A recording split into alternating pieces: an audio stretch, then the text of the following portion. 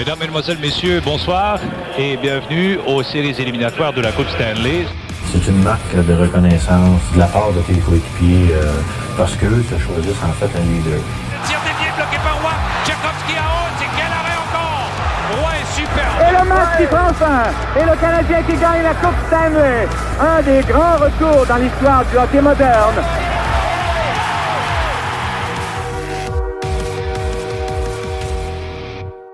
Bienvenue tout le monde dans cette nouvelle édition du podcast Les Glorieux. Je vais gagner ton animateur et aujourd'hui, je me fais plaisir parce que je reçois deux de mes amis qui sont des pros dans le scouting. Rick Springhetti. Salut Rick! Salut, ça va bien? Très bien parce que je suis avec toi et je suis aussi avec Benoît, fait que mon bonheur est au cube. Benoît Bélanger, dépisteur pour les cataractes de Shawinigan. Salut Benoît! Salut, ça va bien, gars? Ça va très bien. Ouais. Je suis vraiment très content. Comme je vous disais avant le début du show, j'adore parler d'espoir. Je les suis pas autant que j'aimerais. Je manque de temps. Je manque cette passion-là. Tu sais, Rick me disait, il peut écouter des games, ça peut y prendre 3 heures, revenir, reculer, tu sais, pour voir des séquences précises. Je n'ai pas ce temps-là et cette énergie-là. Fait que c'est pour ça que j'aime m'entourer de gens qui capotent autant que moi là-dessus et qui le font bien mieux que moi. Fait que c'est pour ça qu'aujourd'hui, c'est moi qui se gâte. Les auditeurs, si vous aimez les espoirs, vous êtes à la bonne place. Sinon, ben too bad. Qu'est-ce que je vous dise? La fiche, je vais quand même placer les choses. Nous sommes le 12 février 2025. La fiche du Canadien, après 56 matchs, 25-26-5 pour un total de 55 points. Bon pour le 23e rang. Et je vais préciser qu'à l'heure actuelle, le Canadien repêcherait au 10e et au 16e rang avec son choix et celui de Calgary. Fait que juste cette information-là pour le restant de la discussion, je pense que ça va être bien pertinent. Les boys, la semaine passée, Scott Wheeler de The Athletic a sorti un article sur les banques d'espoir. Il a classé les banques d'espoir des 32 clubs de la Ligue nationale et le Canadien de Montréal se ramasse au 3e rang, juste derrière les Sharks de San Jose et le Wild du Minnesota. Chez Benoît, que tu ne connais pas tous les espoirs de toutes les équipes vu que tu te concentres sur le junior, mais le Canadien, tu les suis. J'aimerais savoir, selon vous, est-ce que le Canadien a effectivement la 3e meilleure banque d'espoir dans la Ligue nationale? Rick, vas-y donc. Vas-y, Rick. Je pense que ça n'a jamais pas été si bien depuis très longtemps pour Montréal parce que finalement, ils ont repêché. Pendant longtemps, ils changeaient souvent leur choix de deuxième ronde et il y avait un choix dans le top 60. Alors, tu allais pour des risques ou tu allais pour des joueurs qui sont plus safe, comme on appelle, parce que tu veux graduer. Comme un dépisteur m'avait dit, il y a l'idée de toujours prendre le meilleur joueur disponible en termes de, comme on dit en anglais, high risk, high reward. Mais dans la vraie vie, tu as besoin de joueurs qui font la ligue juste dans un rôle. Puis quand tu choisis seulement un choix dans le top 50, ça complique les choses. Alors, ça l'a beaucoup aidé de choisir plus haut puis de choisir souvent. Moi, j'aime beaucoup le classement de M. Wheeler. Là, je pense que ça a de l'allure. Un gars comme Ryan Backer qui a classé 3e. Je pense que le fait qu'il n'ait pas joué beaucoup depuis quelques années porte à croire que c'est plus un grand espoir, mais pour l'avoir vu en personne, j'ai eu la chance de le voir avant qu'il se blesse. En personne, son sens du hockey, sa vitesse d'exécution, sa prise de décision avec et sans la rondelle est vraiment subtil mais impressionnant. Alors, c'est le type de défenseur qui... Écoute, c'est le type de défenseur, peut-être qu'il n'aura pas autant de points qu'un Lane Hutton, mettons, sauf qu'il va avoir beaucoup de points qui vont être comptés lorsque lui va être sur la glace pour Montréal parce que sa relance est bonne. Sa capacité de trouver des ouvertures, il est capable d'attirer du monde vers lui, mais se débarrasser de la rondelle assez rapidement pour pas créer des erreurs ou il y a une précision de passe qui est vraiment impressionnante. Alors, des choses comme ça, c'est intéressant. Puis évidemment, Demigod, comme on l'appelle un peu en anglais, que j'ai regardé évidemment seulement par vidéo, mais j'ai dû voir une quinzaine de parties depuis l'année dernière. Écoute, c'est un talent rare, sa vision, son intelligence, sa capacité de distribuer la rondelle et de prendre des lancers au bon moment. Même son jeu défensif, même s'il n'est pas toujours à point, moi je me dis toujours le joueur qui va faire son back-check comme il faut, sans tricher, il y a toujours une manière de montrer à ce gars-là comment au moins devenir un joueur défensif décent. Le gars qui fait pas ses replis comme il faut, tu sais, Benoît, on a tous vu ça, là, le gars qui recule parce qu'il est épuisé puis il fait le mieux qu'on peut, mais tout d'un coup, il a la rondelle puis il part comme Ah une ouais, fusée de là. l'autre bord, là, Il y a du on voit gaz qui ça. apparaît.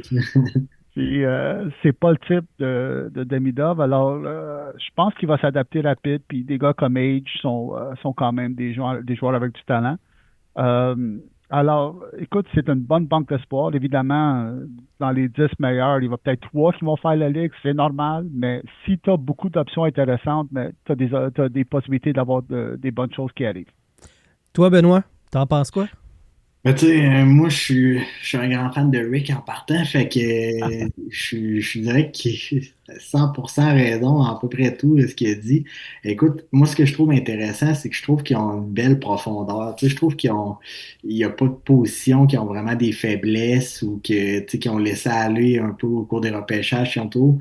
Ils ont, il n'y a pas un peu à la Rainbacker, tu sais, c'est pas un gars, il n'y a pas de wow dans sa game. Tu sais, tu fais pas. Ben, je vais dire ça différemment parce que pour un coach, un joueur comme lui est aussi efficace que lui, c'est quand même wow, mais tu sais, il est pas flashy. Mhm. Il est pas, tu sais, c'est pas un gars qui va transporter la rondelle d'un bout à l'autre en faisant un 360 puis que tu vas faire aïe, Ouais, aïe, ouais. tu sais, il va être dans les top 5 de la semaine, dans les jeux de la semaine, tout ça. C'est le C'est genre pas de ce gars, genre de excuse joueur-là. Benoît, avant que.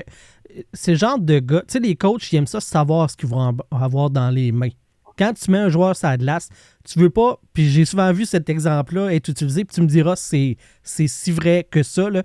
Mais un coach, je veux pas qu'un gars soit un as une fois et qu'il soit un 2 de pique la fois d'après. Il préfère avoir un gars qui va être un 7 tout le temps ou un 8 tout le temps. C'est vrai ça Exact. ou. Ben, tu sais, oui, je veux dire, ce que tu veux, dans le fond, là, c'est gagner des games. Fait que, tu sais, si le gars, oui, il y a des chiffres qui t'amènent des chances, mais que le chiffre d'après, tu passes dans ta zone ou que tu fais un revirement qui t'amène à donner des bonnes scoring chances de l'autre côté, des chances de marquer incroyables, tu sais, t'es pas plus content, là. C'est tu sais, moi, le mot, c'est vraiment efficace dans le cas de Rainbacker. Tu sais, je trouve que c'est un gars qui va gruger beaucoup de minutes, tu sais, qui va peut-être être dans l'ombre de superstar, tout ça, mais que tu sais, ces minutes-là sont inestimables. Tu sais, moi, je regarde au niveau junior, là, tu sais, un gars comme Noah Dobson était hyper dominant. Tu sais, il a mis des statistiques là, au niveau junior, tout ça, mais ce gars-là, il loguait des minutes incroyables. Tu sais, il pouvait jouer à toutes les sauces. Je pense qu'il y avait des matchs, là, si je me rappelle bien, qui atteignaient quasiment 40 minutes là, en série. Tout ça, Oh tu sais, c'était my comme God. Ouais. incroyable. Là. Fait que, tu sais, je dis pas que Graham Backer va faire des 40 minutes, mais tu vas être à l'aise de le faire jouer 25 minutes sans problème. Puis il va t'amener de l'offensive à sa façon, par sa relance, par la qualité de sa première passe et tout ça. Puis défensivement, il va pouvoir jouer une game qui excelle aussi. Fait que tu sais, c'est genre. Tu sais, il faut faire attention parce que souvent, quand on tombe dans les espoirs, c'est ceux qui tapent à l'œil, ceux qui sont flashy. On a tendance, puis moi le premier, là, tu sais, il y a des joueurs qui je suis là, wow, hey, t'as-tu vu qu'est-ce qu'il a fait? Tu sais, c'est incroyable. Mais tu sais, le reste de sa game, elle compte aussi. Là, tu sais, si les 12 chiffres d'après, il n'est pas capable de faire une sortie de zone ou il fait pas des bons reads, puis ou manage mal le puck, c'est crissant comme coach, là, désolé de l'expression, là, mais ben, c'est pas mieux. Là, tu sais, le but, c'est pas d'être le plus souvent justement à RDS dans les top 5 de la semaine. Le but, c'est de gagner des games et d'être efficace. Fait puis je trouve que les Canadiens ont beaucoup de joueurs qui moulent là-dedans, qui cadrent là-dedans. Tu sais, des joueurs, tu sais, je regarde, il est avec le CH présentement, mais tu sais, un gars comme Kaden Goulet, tu sais, c'est un gars, moi, je trouve hyper efficace. Tu sais, je trouve que, tu sais, as parlé de Age tantôt, tu sais, je pense que c'est un gars qui cadre là-dedans aussi. Tu sais, même à la limite, Demidoff, moi, ça fait longtemps. Tu sais, je suis pas le genre à m'emballer sur les joueurs du Canadien, là. Sur les joueurs en général, je suis toujours un peu tu sais, en bas de ce qu'ils peuvent amener. Tu sais, j'essaie de réduire mes attentes pour à peu près tout le monde. Puis, mais Demidov, moi, j'ai vraiment un faible pour lui, là. Je trouve qu'il y a quelque chose de particulier. C'est un gamer, c'est un gars qui, tu sais, il semble aimer jouer au hockey. Il a l'air de vouloir produire, il a l'air de vouloir amener son impact. Fait que, tu sais, moi, j'y crois beaucoup. Je pense que ça va être une vedette pour le CH. Ça va être une vedette dans la ligue, je pense. Fait que je suis très, très enthousiaste. Maintenant, de savoir est-ce que le Canadien est vraiment la troisième meilleure banque. Honnêtement, je suis mal placé. Est-ce qu'ils sont cinquième? Est-ce qu'ils sont deuxième? Est-ce qu'ils sont sixième? Je peux pas vraiment te dire. Mais tu es capable de dire qu'ils sont dans le haut du panier avec Je te dirais qu'ils sont dans le premier tiers. Ouais, OK. Oui. Souvent, Scott Wheeler, pour avoir suivi ce qui est... Comme je vous disais, moi, je ne suis pas un dépisteur, mais j'aime vraiment beaucoup m'informer là-dessus. Puis c'est le genre de journaliste spécialisé là-dedans que je suis énormément. Et Scott Wheeler a tendance à donner d'excellentes notes globales aux banques s'il y a beaucoup, beaucoup, beaucoup d'espoir qui ont un certain pourcentage de faire la Ligue nationale. Mais dans la vraie vie, on s'entend que les gars qui vont avoir un impact sur ton équipe dans quelques années, c'est tes gros espoirs. Fait que le Canadien, dans son top 5, selon lui, t'as Demidov, t'as Fodder, t'as Rimbacker, Age et Mailloux. Le seul que je suis pas sûr qui va avoir un impact, c'est Mailloux. Les 4 autres, j'ai pas bien d'inquiétude. On a déjà vu le Canadien classé très haut par Scott Wheeler, puis il n'y avait aucun des espoirs qui étaient là qui sont vraiment rendus. Moi, je préfère de la qualité à de la quantité rendu là. Est-ce que je me trompe? Est-ce que vous avez un peu la même vision? Il faut faire, d'après moi, un peu attention des fois parce que lorsqu'on fait ce type de classement ou lorsqu'on arrange ce type d'affaires, c'est un joueur de premier trio, deuxième trio, troisième trio, tout ça, c'est un concept intéressant lorsque tu veux organiser des données ou tu veux faire un article. Mais dans le hockey de tous les jours, dans la vraie vie, tu fais face à des blessés. Tu fais face à des joueurs qui sont en panne. Toutes sortes de choses arrivent. Alors, de dire que tu es un joueur de troisième trio seulement, puis c'est pas vraiment important, parce que ton joueur de troisième trio pourrait monter au deuxième trio. Il va probablement monter au deuxième trio régulièrement. C'est un peu l'exemple justement avec le Canadien en ce moment. Je veux dire, Goulet est blessé, puis déjà, on dirait que c'est tout débalancé en défensive parce qu'il n'y a personne chez le Canadien au troisième trio qui est capable de prendre les minutes de Goulet en ce moment. Les bonnes équipes peuvent s'en remettre. Alors de dire que d'après Scott Wheeler, il attache de l'importance aux meilleurs joueurs, je comprends, je pense que c'est la chose numéro 1, mais tu dois tenir compte aussi de ta profondeur pour cette raison-là. OK. Puis pour revenir à Logan Mailloux, je pense que ça demeure un beau projet. Je pense que c'est un gars qui a des atouts, c'est clair et certain. Maintenant, de savoir est-ce que ça va être un gars qui va pouvoir tomber dans une chaise, justement, peut-être plus comme de défenseur numéro 2, ou encore, ça va plus être on va essayer de le transformer un peu plus en two-way, en stay-at-home, comme quatrième, cinquième. Je pense que ça va toujours être en lui de vouloir produire offensivement. Ça va. Mais reste que présentement, ce joueur-là, il a une valeur. Puis, après ça, quand tu as plusieurs joueurs, si tu n'as pas de chaise pour lui, souvent tu as des gars là, que c'est plus facile avec les attaquants, mais tu as avec des défenseurs aussi, là, mais tu vas dire tu as des défenseurs offensifs, c'est des puck movers. Ces gars-là ne peuvent pas jouer dans d'autres chaises que ça. Ces gars-là ne peuvent pas être des shutdowns, ils ne peuvent pas être des stay-at-home. Fait que tu dis, ce défenseur-là, c'est un top pairing ou il ne joue pas Ligue nationale. Un peu comme les attaquants, tu vas dire, lui, c'est un top 6, mais parce qu'il n'est pas assez gros, ou parce qu'il n'a pas assez de grit, ou parce qu'il n'est pas assez smart. Ce gars-là ne peut pas être un shutdown, il ne peut pas jouer un bottom 6. Fait que c'est Ligue nationale, top 6 ou pas. Mm-hmm. Des fois, tu dis, il n'y a pas assez de talent pour jouer top 6 dans la Ligue nationale. Mais il ne peut pas jouer sur un bottom 6. Là, je suis en train de me demander si Logan Mailloux, c'est pas un peu ça. C'est pas un gars que soit qu'il faut qu'il soit dans une chaise assez offensive, parce que sinon, il y a des lacunes encore défensivement. J'ai entendu en entrevue Pascal Vincent, l'entraîneur-chef du Rocket de Laval, qui disait que dans le fond, la présence dans l'organigramme du Canadien de Montréal de Lane Hudson et de Rimbacker fait en sorte que Logan Mailloux, faut le développer autrement qu'un gars uniquement pour le power play. Parce qu'il y a des bonnes chances que ce soit 4 attaquants et un défenseur. la majorité du temps pour avoir ces deux gars-là qui distribuent les rondelles et qui sont à la pointe. Fait qu'il n'y en aura plus d'avantage numérique. Fait que nécessairement, il faut qu'il développe d'autres choses s'il veut se rendre dans la Ligue nationale. Et cette saison, il y a eu des bons moments et des moins bons parce que justement, on semble effectuer cette transition-là avec lui. C'est possible. C'est un jeune. Ben oui, c'est ça. Il peut encore travailler avec. Puis, tu sais, l'autre chose que, dans le fond, où je m'en allais avec ça, c'est que ça demeure un actif. Fait que, tu sais, après ça, il peut te servir pour plusieurs choses. Est-ce qu'il pourrait, j'extrapole, là. Je sais qu'il y a eu des rumeurs beaucoup au repêchage qu'il était peut-être impliqué dans un échange. Fait que, tu sais, est-ce qu'il pourrait servir à un moment donné pour un échange pour aller chercher quelque chose qu'on n'a pas? C'est possible, mais si ça demeure, c'est un actif, ou tu sais, ça pourrait être un autre joueur, puis lui pourrait être appelé à le remplacer justement dans un rôle plus offensif. Puis il y a un autre joueur qui serait sacrifié. Tu sais, tantôt, Rick, il l'a dit, il y a tellement de choses qui peuvent se passer. Tu sais, on a parlé des blessures, tout ça, mais tu sais, des fois, c'est des re-signatures de contrats qui.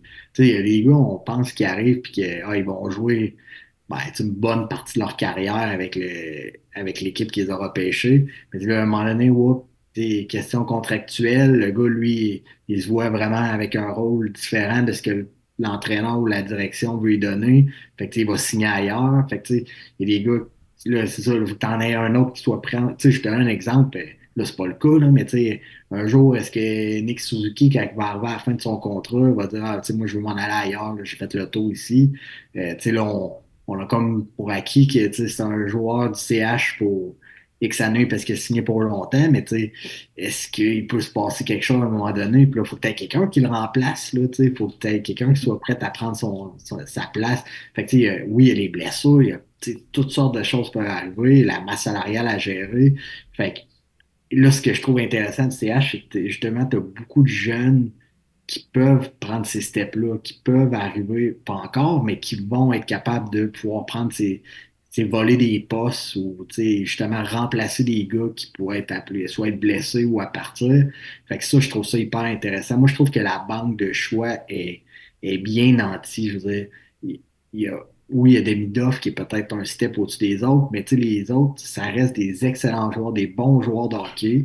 Je trouve qu'on a une belle profondeur. Il y a des équipes que des fois, tu te dis, OK, ils ont vraiment un ou deux top, mais après ça, t'es comme moins sûr des autres. Là. Fait que c'est ce que je trouve intéressant du CH, c'est que t'as beaucoup, beaucoup de joueurs qui. Tu sais, moi, je regarde un peu souvent le Rocket parce qu'il y a des jeunes que je connais dans l'équipe. Puis, tu sais, des fois, il y a des gars qui sont LT Scratch ou je suis là. Bref, honnêtement, ils méritent de jouer dans la Ligue américaine. Là, ils ont leur place. Ah ouais. Là. Ils ont tellement de bons joueurs. Tu sais, t'as des gars qui jouent ça à 4, je crif.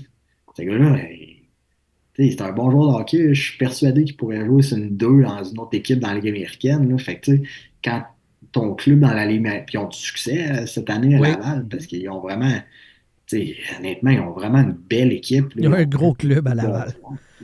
C'est ça. C'est pas contre le jeune, mais il y en a qui se font tasser, puis se font pousser, puis c'est normal. Puis, en tout cas, je regarde des gars comme, mettons, Owen Beck, moi je trouve il y a quelque chose. Nous autres, on l'avait affronté à la Coupe Memorial, puis c'est un joueur particulier. Moi, je pense qu'il va y atteindre la Ligue nationale. Fait que, quand tu es rendu à un joueur que tu oublies un peu, tu te dis, moi, je pense qu'il va réussir à atteindre la Ligue nationale, pas comme un joueur dominant, mais qu'il pourrait faire sa place sur un troisième trio, tout ça, comme justement un joueur responsable. Mais tu commences à aller loin dans tes prospects. Puis, c'est quand même des gars intéressants que je pense qu'ils sont de niveau. Fait que ça, c'est vraiment intéressant. Tu as les mains. Ben, t'as jamais les mains assez pleines, mais ils ont beaucoup, beaucoup de joueurs qui peuvent, je pense, accéder à jouer professionnel. Fait que ça, c'est vraiment un atout, selon moi. Ouais, puis ça fait en sorte que, on l'a vu là, avec Jordan Harris. Tu dis, bah, écoute, on a trop de défenseurs. Lui, on pense pas qu'il va devenir un top 4 nécessairement. On a l'opportunité de l'inclure dans une transaction pour aller chercher quelque chose qu'on a besoin ailleurs. On peut se le permettre. Si tu fais une transaction pour te renflouer quelque part puis te déshabiller à l'autre place, t'es pas plus avancé. Tandis que quand tu as des éléments qui sont en surplus, ben c'est là que tu peux faire lever le gâteau. Là. Puis moi, j'ai toujours l'exemple de Sergachev à l'époque. Moi, je l'aimais beaucoup, Mikhail Sergachev. Mais c'est ça, c'est un win-win. Là. C'est pas, je pense que c'était pour Jonathan Drouin, là, Ouais. si je me trompe pas. Puis, bon, ça n'a pas tourné comme. Mais à l'époque, j'étais très à l'aise avec la transaction. Par contre, des Sergachev, on n'avait pas une tonne dans l'organisation. Fait que, c'est ça, tu te déshabillais, tu te dis, ce genre de joueurs-là, ben, on les sacrifie pour aller chercher ce qu'on n'a pas de l'autre côté. Tandis que là, tu peux te permettre d'enlever un bas, mais pas d'être tout nu. Là. Fait que, tu peux sacrifier un petit peu, mais cette position-là, il y a tellement de bons joueurs que en tout cas, moi, je suis vraiment à l'aise avec leur situation présentement. Là. Je trouve qu'il y a un bloc très intéressant. Puis comme je te dis, je suis rarement très enthousiaste. Dans la vie en général, je suis pas un gars super démonstrateur non plus, pis ça, mais On là, te je trouve demanderait qu'il y a d'arrêter de vraiment- sourire, by the way. À un moment donné, là, ça va faire. Mais Je je trouve qu'ils pense- ont vraiment, c'est ça, là, Ouais. je trouve qu'ils ont un avenir là, à moyen terme vraiment, vraiment intéressant. Puis je pense que c'est un peu comme tu dis, Benoît, euh, des fois, il faut se prendre le recul, puis oui, on doit humaniser nos joueurs, on doit les traiter comme des êtres humains, mais il faut aussi les voir comme des actifs. On ne peut pas toujours tomber en amour avec tous les espoirs, surtout quand on les repêche, on devient attaché à eux, on veut que ça réussisse, ça paraît bien pour nous. On veut est se prouver, heureux, c'est ça, mais ouais. on doit prendre le recul puis dire c'est peut-être un actif à échanger ou à utiliser pour autre chose, puis c'est pour le bien de l'équipe. Ouais, c'est difficile, ça. Ah ouais, ouais. Ben, c'est pour ça qu'on voit souvent, tu sais, quand il y a un changement de directeur général, on voit souvent des joueurs qui ont été acquis ou sélectionnés par l'ancienne administration. C'est souvent eux autres qui quittent, tu sais. Parce que tu te dis, hey, moi, j'ai pas d'attachement, c'était pas mon coach, c'était pas mon joueur, c'est pas moi. Ouais. Fait que, mais oui, tu sais, quand c'est ton premier choix, puis te repêcher, je vais dire 5e comme Ray Backer, ça se peut qu'il donne un petit peu plus de chance. Parce que Évidemment. c'est toi qui l'as fait. C'est, hey, j'ai-tu bien évalué, j'ai-tu bien fait ma job? S'il réussit pas, c'est moi qui j'ai raté quelque chose quelque part. Là. Ouais. La semaine dernière, JC Lajoie parlait de Rainbacker comme un 6e défenseur au mieux. Puis là, je veux pas qu'on fasse le procès de JC. C'est pas sa job d'être dépisteur. Sa job, c'est de faire des commentaires puis que ça fasse lever, ça fasse des clics, ça attire de l'attention. Ouais. À quel pourcentage vous n'êtes pas d'accord avec son évaluation et pourquoi Rainbacker ne sera pas un 6e défenseur selon vous autres? Benoît, vas-y donc. Ben, pourcentage. Ben, c'est une Je te façon de parler, dirais- là. Je te dirais, moi, je trouve que c'est un commentaire facile parce que dans le sens que s'il atteint pas son plein potentiel, au pire, ça sera un défenseur 5-6. Là. Fait que tu sais, c'est quand même facile de dire cette prédiction-là. Mais moi, en tout cas, j'y crois encore. Tu sais, je pense que là, on l'a comme un peu loin des yeux, loin du cœur, là, en tant que Saint-Valentin. Là, tu sais, je pense que c'est ça, on l'a comme un peu. On l'a pas beaucoup vu, dans le fond, dans les derniers mois, des dernières années même. Fait que c'est difficile de s'attacher puis d'essayer ça y rend pas justice, là, finalement, mais tu sais, moi, je reste persuadé que c'est un. Puis, tu sais, j'ai des bons amis en Suisse, puis tu sais, ils me disaient, ce gars-là est tellement intelligent. Tu sais, je pense qu'il va réussir avec ça, à son intelligence.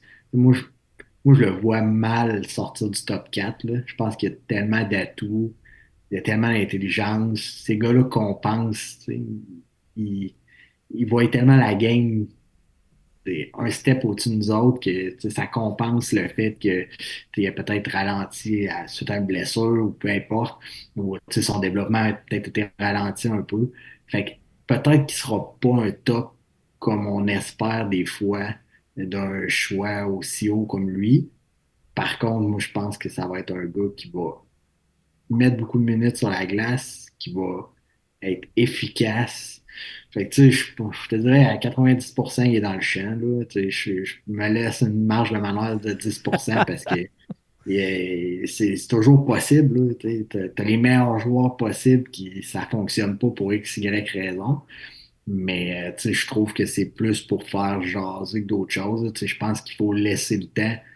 Tu sais, c'est des déclarations là, au moment précis, aujourd'hui. Mais tu sais, dans 5 ans, On ne le tu sais, ressortira pas. il y Tu sais. allait avec une déclaration complètement différente, puis On va avoir oublié qu'il a dit ça 5 ans avant. Fait que, je trouve ça facile de dire ça, là, mais moi, je pense qu'il y a des atouts pour être supérieur à ça. Moi, je le vois plus comme. Moi, je le vois à la limite un 3-4 là, mais moi, je pense qu'il est capable d'être un bon numéro 2 là, pour supporter justement un gars peut-être plus offensif. Euh, je pense que ça peut être un bon coéquipier justement à Allen Hudson, quelque chose comme ça. Je- je- Moi, je serais à l'aise de le voir dans une chaise de numéro 2 là. Puis, il faut être patient. Là, les gars sont jeunes, là. Ben, On a toutes des idées. Ah, à tel âge, ça fonctionne. C'est terminé, là. Mais c'est pas vrai, là. Il n'y a Non. personne qui a une courbe de progression identique. Il y en a que c'est plus long, il y en a que c'est plus rapide. il vient d'avoir 20 ans. Là. Ouais, Comme. c'est fou, là. Et puis dans la Ligue nationale, les défenseurs, vraiment, ils atteignent leur apogée vers 27 ans, même Oui. 28 ans. C'est une position qui est tellement complexe dans la Ligue nationale. Tu dois te soucier de ce que tu dois faire, mais tu dois te soucier de ce qui s'en vient. Tu dois voir les deux côtés de la glace. Faire la La relance. pression est forte en termes sur l'échec avant.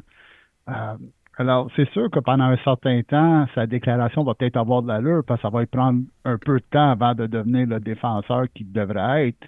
Comme on dit, dans 4, 5, 6 ans, il va peut-être être le défenseur qu'on espère qu'il va être.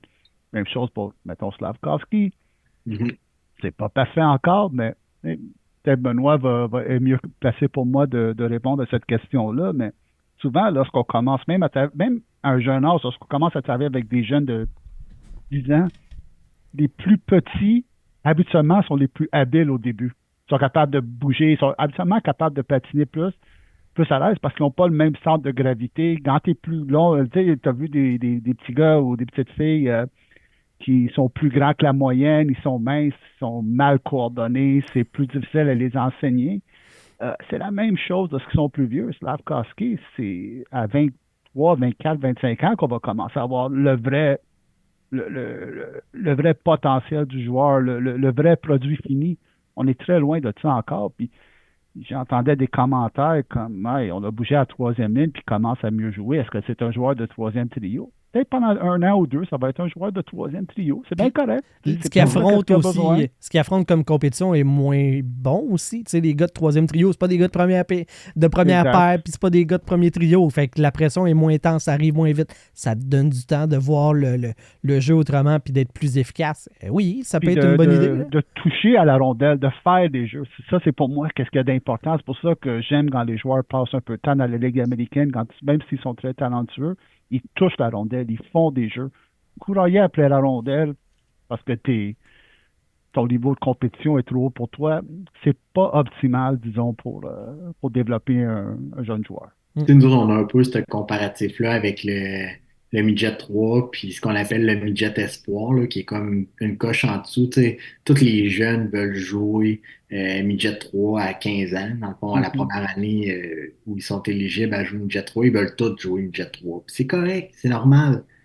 Mais des fois, c'est préférable, puis je ne l'ai pas là, la statistique là, sous les yeux, là, mais de mémoire, là, je pense que c'est 48 ou 49% des Québécois qui jouent dans la Ligue nationale à 15 ans, ils n'ont pas joué au midget 3.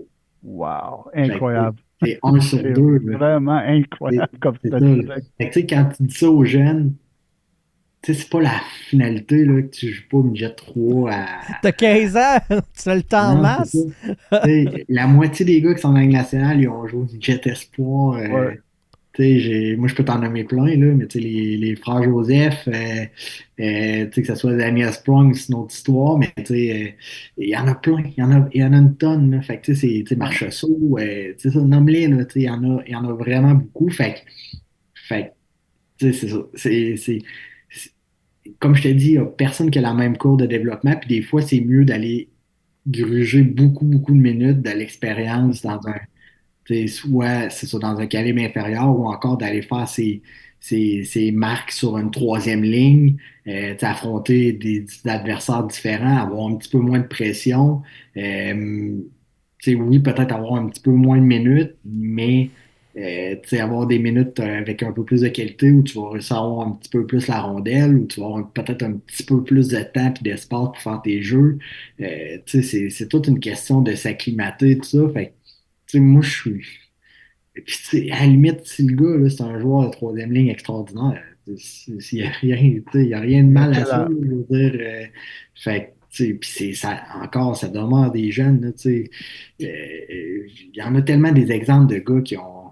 Ça a pris du temps, puis à un moment donné, boum. Il n'y Ouais. a pas de recette miracle. Il y en a que ça fonctionne, il y en a que ça fonctionne pas. Tu sais, là, j'ai pas le nom nécessairement en tête, mais tu sais, mettons un gars comme Quinton Byfield, ça a pris du temps. Hein, puis je pense que c'est juste, ça vient avec le titre de t'as été repêché tôt. Puis tu sais, d'une année à l'autre, c'est des repêchages différents. Puis, oui, t'en as des exceptionnels qui vont sortir troisième, quatrième dans un excellent draft. Puis là, hey, il va arriver déjà en national, puis boum, il va avoir du succès. Mais tant mieux, c'est le fun pour lui.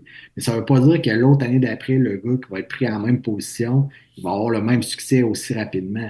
Fait que, tu sais, c'est ça, faut juste être patient, puis faut pas les. Et puis on est tous un peu impatients d'avoir du succès, puis d'avoir. Tu sais, moi, j'ai hâte d'avoir Demi Duff à 25 ans. Tu sais, c'est pas aider les jeunes à essayer de tout de suite les mettre dans des situations. C'est ça. Il faut juste être patient. Je pense qu'il faut juste. Tu sais, c'est tellement galvaudé, là, mais c'est trust the process, là. C'est vraiment le processus qui est important, puis il faut le suivre. Puis je sais que des fois, on a envie de sauter des étapes, mais c'est vraiment d'être patient, moi, je pense. Ouais, ouais, ouais. Ça me rendait fou pendant des années lorsque j'entendais l'expression, on se disait souvent à la radio ou à la télévision, peut-être un peu moins maintenant, mais lorsque j'entendais des commentateurs dire sur un jeune joueur, il va seulement s'améliorer. Ça me rendait fou cette expression-là, parce que c'est pas ça une courbe de progression, là. C'est pas juste tranquillement, ça va toujours de mieux en mieux. Bon, des hauts et des bas. Des fois, tu prends deux pas avant, un pas arrière, puis ça fait partie de l'apprentissage. Des fois, ton rôle change. Hop, hop, tu vas t'adapter à ça, ça va mal pendant un petit bout de temps, mais après ça, tu te reprends, puis ça repart encore. Puis, comme Benoît dit, faut être patient, faut donner la chance aux joueurs de jouer beaucoup de minutes dans beaucoup de situations, puis lui donner la chance de s'habituer à ces nouvelles responsabilités qui sont pas faciles. Mhm. C'est drôle que tu dis ça, Rick, parce que on, sur les réseaux sociaux, on voit souvent là, un meme de la progression. Ce que tu t'attends, puis là, c'est une belle ligne droite qui s'en va vers le sommet, puis la réalité, c'est tout chaotique. Mais tout le monde se dit, hey, c'est vrai, hein, dans ma vie, c'est ça. Mais tu regardes le Canadien, puis si Slavkovski a sa deuxième réelle saison dans la Ligue nationale, il est moins fort qu'à sa vraie première, ben, hey, c'est pas correct, c'est un flop. Là, tu fais comme, non! c'est Évidemment. c'est pas grave, là. Donnez-y du Eh oui. temps, donnez-y la chance de grandir, de comprendre son rôle, sa place qu'il va avoir dans l'alignement, puis éventuellement, il devrait le pogner. Il n'y a rien de garanti, là. Mais si c'est un joueur intelligent comme on pense que c'est, les éléments, les engrenages devraient se mettre ensemble, puis à un moment donné, ça va rouler droit, là. Eh oui. Mais ça se fera pas en claquant des doigts. Non, non. Pas de même, ça définitivement marche. pas. Puis je pense que dans le cas de Slavkovski, il doit juste apprendre à trouver c'est quoi ses limites, c'est quoi qui est capable de réussir, c'est quoi qui est pas. Peut-être que je me trompe, mais je pense que cette année, il y a la pression de produire un peu plus. Il a signé son contrat, il a eu une bonne fin de saison l'année dernière, puis je pense qu'il a amené un peu plus de finesse, un peu plus de créativité dans son jeu, mais il n'arrive pas vraiment à bien apprivoiser. Alors, il a oublié qu'est-ce qu'il fait de mieux, c'est juste de plus foncer, prendre des tirs, utiliser sa vitesse, utiliser son poids. Mais il va apprendre. Il va apprendre que c'est peut-être une limite à pas franchir, c'est peut-être pas mon jeu, je vais revenir à ce que je fais de mieux. Peut-être que je vais apprendre à faire un peu moins, mais mieux le faire. C'est un peu comme des joueurs physiques souvent, les jeunes, même des joueurs qui ont le rôle de se battre des fois.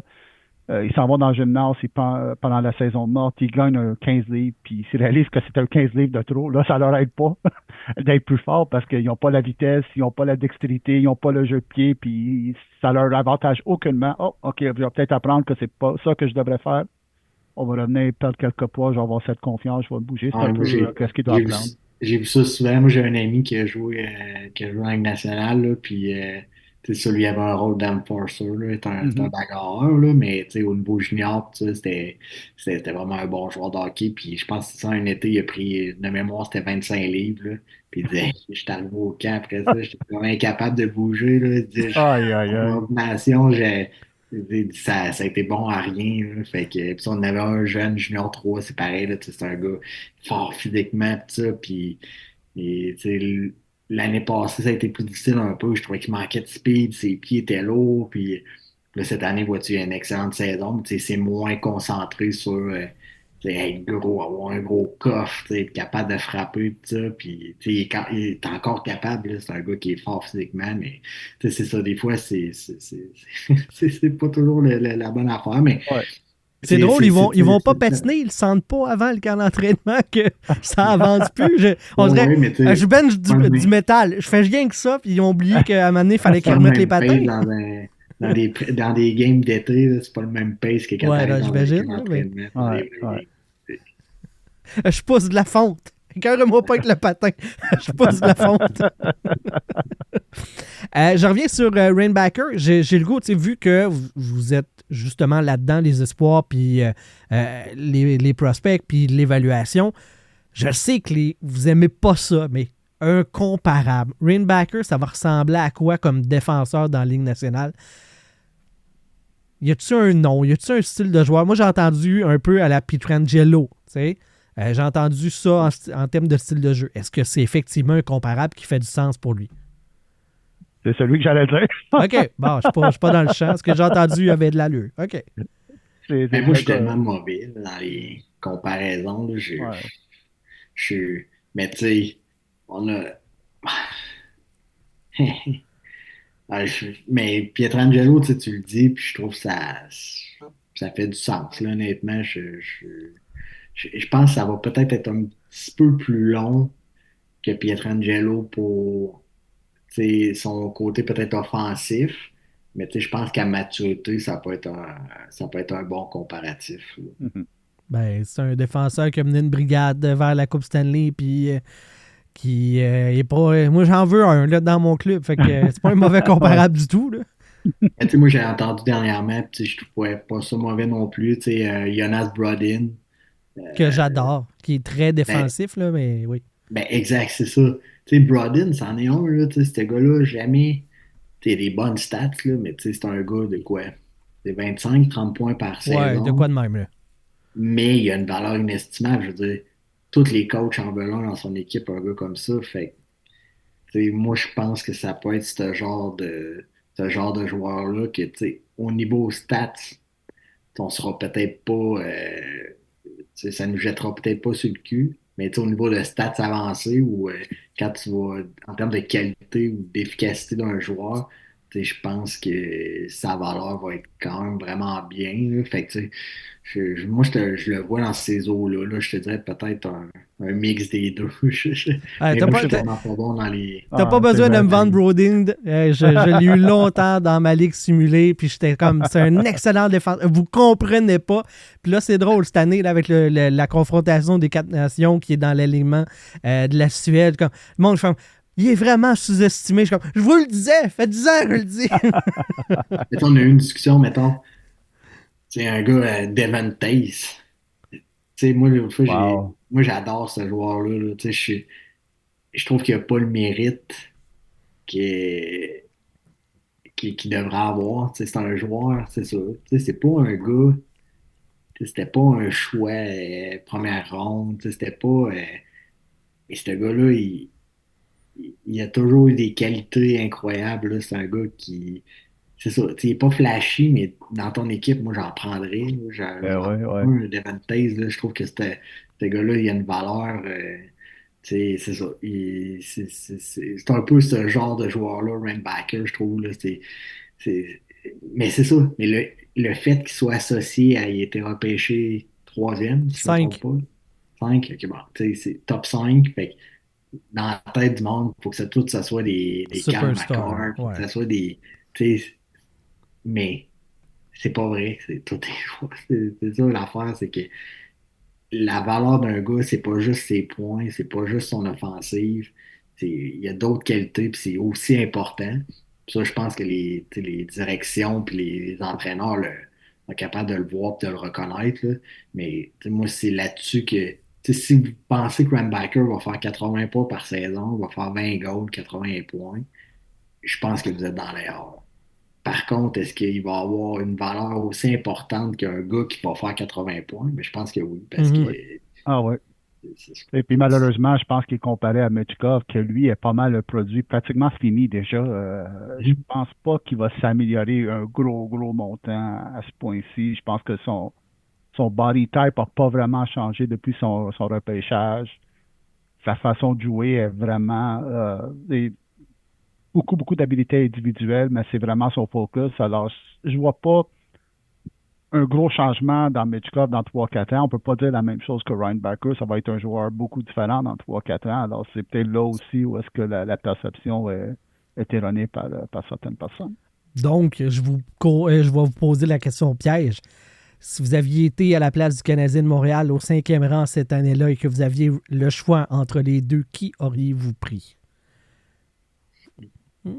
Question piège. Vas-y donc, Rick. Moi, je l'avoue, j'avais mis dans mon pin tweet sur Twitter, j'avais dit que j'avais en ordre Michkov, Dalibor Dvorsky et Ryan Backer. Ben, j'avais mentionné dès le début, les trois sont très proches. Je vois une raison pour prendre chacun. La façon que ça a tourné, je suis tellement content que ça n'avait pas été ça pour Montréal parce que j'aurais pas pensé que c'était bonne idée d'avoir Michkov et Damidov dans la même équipe sans avoir aucune défensive potable parce que, écoute, pour moi, c'est pas la façon que tu gagnes un championnat. Il y a différentes façons de gagner un championnat, mais toutes les équipes qui ont gagné dans les 10-15 dernières années avaient toujours un bon top 4 défensif. Ça commence pour moi avec ça. Benoît? Ben, moi, je pense que pour être totalement honnête, je pense que mon choix a été Mishkov. Est-ce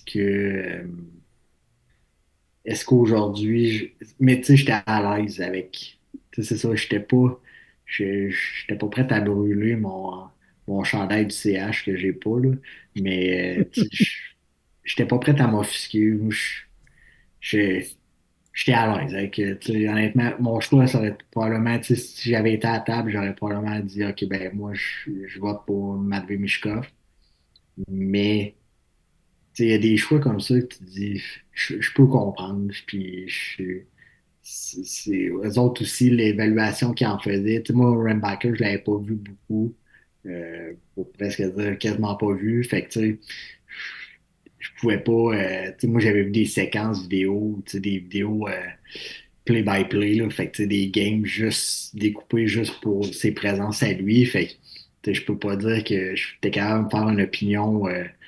Puis, tu sais, c'était pareil pour Mishkov, là, honnêtement. Là. Mais, fait que, moi, j'aurais pris Mishkov, mais tu sais, je suis totalement à l'aise avec la décision de Rambacker. Puis encore aujourd'hui, là, tu sais, même s'il y a des gens qui pensent que Mishkov est un step au-dessus, moi, je suis encore à l'aise avec cette décision-là. Puis je vais l'être jusqu'à temps que dans 10 ans, on en reparlera. Là. Peut-être que je suis dans le champ, mais maintenant, je suis totalement à l'aise avec un des deux.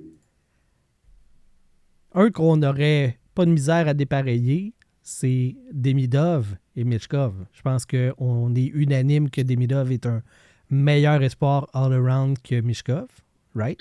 Oh, ouais. Dit, all around, c'est clair. Ah ouais. Parce que cette semaine, encore une fois, je lis beaucoup sur les espoirs. Comme je disais, Craig Button de TSN et Scott Wheeler de The Athletic l'ont classé comme étant le meilleur espoir repêché, mais qui ne joue pas dans la Ligue nationale, parmi tous les espoirs. Okay? Là, Bottom, son top 5, c'est Demidov, Ryan Leonard, Alexander Nikishin, Ziv Bouyoum et Zane Parekh. Wheeler, c'est Demidov, Bouyoum, Leshunov, Parekh et Will Smith.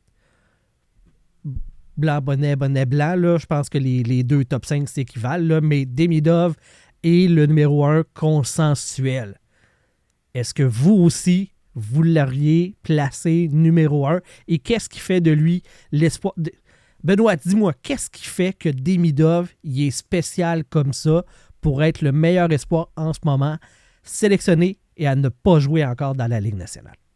Mais tu l'as dit, tu sais, all around. Tu sais, un gars comme Mishkov, là, l'affaire, c'est all around, c'est pas un gars qui est hyper complet, là. Tandis que Demidov, tu sais, c'est le genre de. Nous, on a un peu ce genre-là à Shawi, là, honnêtement. On a un choix de première ronde des Flames de Calgary l'année passée, là. Puis, tu sais, il joue sur notre premier désavantage numérique, puis il fait un job incroyable. Tu sais, c'est un gars qui est dangereux en désavantage numérique, c'est fou, là. Tu sais, c'est un gars qui est quand même capable de se sacrifier puis de prendre des tâches autres que juste marquer des buts puis juste aller en offensive. Ce que Demidov est capable de faire. Puis moi, je trouve qu'il y a un aspect leader. Tu le connais pas, le jeune. Je sais pas, tu sais, mais je l'ai jamais vu dans un vestiaire, je peux pas te dire, mais je trouve que dans sa façon de jouer, il transporte les autres. Tu sais, il rend les autres meilleurs. Je suis pas prêt à dire la même affaire de Mishkov. Je trouve que Demidov, tout le monde prend un step quand tu l'as dans ton vestiaire, quand tu l'as sur ta ligne, quand tu es sur la glace avec lui. Je trouve que tout le monde prend un step. Il apporte une confiance. C'est ça. C'est un leader, je trouve, qui traîne. Il amène les autres dans une bonne direction, ce que Mishkov, je trouve pas. Fait que, Demidov, honnêtement, il joue avec des hommes présentement, puis il fait vraiment bien. Puis, en tout cas, moi, je suis. Puis il y a encore une marge de progression, c'est ça qui est assez incroyable. Moi, j'ai pas vu tout le monde. Ouais, j'ai vu, mais autant, mais euh, moi, j'ai pas de misère à croire que c'est présentement le gars qui joue pas la Ligue nationale qui est le plus bel espoir. Là. Moi, je trouve que ça crève les yeux. Puis encore là, je suis vraiment pas du genre à me. Est-ce qu'il va faire 90 points? Est-ce qu'il va en faire 120 quand il va être à maturité? J'ai aucune idée. Là. Mais moi, je pense que ça va être un. Dans les dernières années, je pense qu'on a rarement eu un joueur aussi talentueux puis qui va être électrisant également. Fait que je suis très, très optimiste. C'est bien dit, Benoît, parce que je regarde aussi, on parle de Mitchell qui peut être frustrant pour les entraîneurs. Il doit aussi être frustrant des fois pour ses coéquipiers. Là. Lorsque le gars va à gauche quand il faut aller à droite, lorsqu'il il replie pas, lorsqu'il est supposé de faire un repli, des choses comme ça. Quand il kick dans ses coéquipiers dans le vestiaire, ça peut être choquant. C'est tout ça, mais même si c'est seulement sur la glace, ça devient frustrant pour le reste de ton équipe lorsque tu as un plan de match à suivre puis le joueur va faire autre chose parce que, premièrement, souvent, c'est toi qui parais mal. C'est ça qui arrive souvent. Lorsque tu analyses le jeu, tu vois l'erreur qui arrive, mais on ne montre pas toujours qu'est-ce qui a mené à cette erreur-là. Et crois-moi, dans un vestiaire, les joueurs, 1, 2 fois, ça passe, mais 4, 5 fois, ça commence à vraiment taper ses nerfs. Là, puis c'est là où est-ce que j'ai l'impression que le style de jeu de Mitchka va peut-être causer de la frustration éventuellement. Puis on a déjà vu que John Tortorella a déjà perdu les pédales, il fallait s'y attendre. Mais voyons, il est reconnu pour sa patience légendaire. T'arrives jamais. Tu penses que tu es au bout de la patience de Tortorella, mais il en reste encore. Il y en a tout le temps de la patience. Ben, je veux dire, beaucoup de joueurs qui ont joué sous lui le respectent parce qu'ils disent un peu tout le monde la même affaire. Il y a le même standard pour tout le monde. Oui. Alors, ils disent au moins on respecte ça. C'est pas mon style, mais il y a des joueurs qui respectent.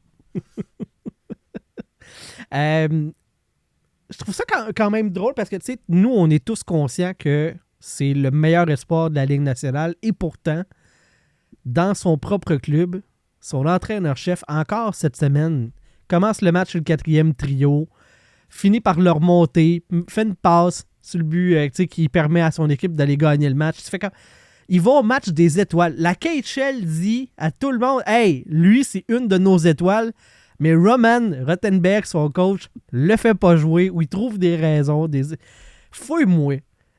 À quel point un coach peut être autant dans le champ avec son propre joueur? La Ligue dit que c'est une étoile, puis lui dit non, c'est un gars de 4e trio.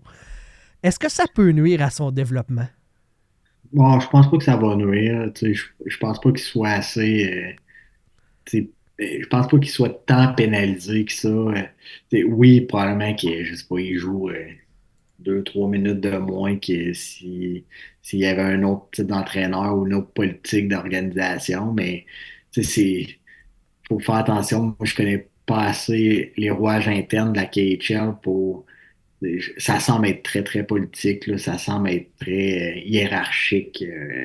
Je regardais, Romanov, c'était pareil, là. Au début, c'était pas évident. Des fois, il était appelé avec les adultes, puis il jouait genre 4 minutes. Puis là, la game d'après, il en jouait 22. Puis là, t'étais comme, OK, qu'est-ce qui s'est passé dans la semaine pour. Il n'y a pas trop de raisons, on sait pas trop. C'est pas toujours hyper clair en Russie puis en KHL. Fait sais, moi, je pense pas qu'il va être là. Je pense pas que ça soit tant nuisible présentement. Là, moi, je pense que son développement, sa courbe de progression va demeurer la même, là, peu importe. Là. Tu sais, s'il jouait 3 minutes par game depuis le début de l'année, je te dirais oui. Mais tu sais, c'est pas le cas. Là. Tu sais, quand même du temps de glace à certains matchs quand même assez importants. Tu sais, oui, est-ce que ça peut varier? Est-ce qu'il y en a autant que s'il jouait, mettons, junior ou peu importe, tu sais, ou s'il jouait, mettons, Ligue américaine, tu sais, des jeux dans la Ligue nationale. Euh, dans la Ligue nationale, je suis pas sûr qu'il y aurait plus de temps de jeu nécessairement cette année. Là, tu sais. Fait que, moi, je pense que tu sais, on n'a pas trop à s'inquiéter. S'il est là encore 4 ans, puis c'est encore la même chose dans 4 ans, là, mon discours va changer. C'est Ah, pour il une veut pas année. signer, ça a de l'air. Comment? Il veut vraiment pas signer, ça a de l'air. Non, c'est ça. Fait que, moi, je suis Faut, pas tant inquiet, honnêtement. faut faire un peu attention en Russie puis en KHL, puis car souvent les alignements vont être 7 défenseurs, 13 attaquants. Même dans la Ligue junior, ils vont souvent jouer avec 8 défenseurs. Quand tu essaies de faire du scouting pour un défenseur, puis tu regardes la Ligue junior, ça peut être frustrant, Moses, parce que tu n'as pas beaucoup de temps de glace. C'est un des choses qu'il faut connaître avec cette ligue-là. OK. Donc, la saison prochaine, Demidov débarque à Montréal, passera pas par Laval. Là. Il va jouer dans le show direct. Là. Bon, moi, je pense que oui, là. Tu sais, je pense qu'ils c'est ça. Ils vont l'amener avec le CH en partant. Tu sais, ils vont le mettre dans une situation, tu sais, middle six pour commencer. Puis, tu sais, ils vont voir, tu sais, est-ce qu'il y a des games qui va jouer un petit peu moins. Tu sais, ça se peut que des soirs, c'est c'est un autre beat. Tu sais, c'est d'autres types de voyagements. Les glaces sont différentes. Tu sais, c'est un autre style de jeu. Fait que, tu sais, je pense que oui, il y a tu sais, ils vont vraiment bien le manager. Moi, je suis pas tant inquiet, honnêtement, pour la façon dont on va l'amener. Je pense qu'il va commencer dans la Ligue nationale. Là, tu sais, je pense qu'il est prêt, il est prêt pour prendre des minutes là, tu sais, déjà dans la Ligue nationale. Fait que je, tu sais, peut-être qu'il va passer par Laval, mais j'en douterais fortement. Toi, Rick, c'est le numéro 1, c'est le candidat numéro 1 pour le Calder l'année prochaine, Rick. Dis-moi, je fabule pas. Là. Ouais, je sais pas. Matthew Schaefer va peut-être faire la Ligue nationale dès l'année prochaine, puis c'est tout un défenseur d'avoir joué. Mais moi, je pense que ça va bien aller pour Demidov. Je le vois un peu comme Benoît dit, là, commencer dans le deuxième, troisième trio peut-être. La seule chose que j'aimerais voir pour l'aider, les gens ont parlé de signer un joueur russe pour aider dans sa transition. Je pense pas que c'est nécessaire. Il semble être capable de se débrouiller en anglais. Il semble être un gars dans ses entrevues bien relax. Il apprend même le français, d'ailleurs. Il paraît. C'est impressionnant, c'est bien à voir. J'espère juste qu'on va pouvoir lui trouver des compagnons de trio qui sont bons two-way pour l'aider dans son développement. Je voudrais pas le mettre avec d'autres joueurs qui sont tendance à faire des erreurs sans la rondelle ou avec leur puck management, comme on appelle, parce que, comme on disait avant, je pense que le développement passe beaucoup par aller en possession de la rondelle, faire des jeux, s'habituer, courailler après la rondelle. C'est pas optimal. Ça fait partie du jeu, là, mais j'aimerais mieux le voir avoir possession de la rondelle. Puis ça commence avec un bon jeu défensif, un bon jeu sans la rondelle. Alors, ça serait peut-être un aspect que j'aimerais voir Montréal faire l'acquisition d'un autre type de joueur. Ben, si je me fie à ce que je vois cette année, je pense pas que Kirby Dach est la meilleure option au centre pour lui. Là. Je pense qu'on peut trouver quelque chose pour l'aider, si c'est possible. Oui, si c'est possible, s'il vous plaît. Ben, je m'attendais pas à ce qu'il fasse des erreurs sans la rondelle comme ça, Kirby, cette année, mais encore là, il revient d'une blessure sérieuse qui prend beaucoup de temps à guérir. Alors, on pourrait voir un Kirby Dach très différent l'année prochaine. Mais il y a beaucoup de questions. Mais de toute façon, ça va prendre d'autres joueurs pour remplacer ceux qui vont quitter pendant la saison morte.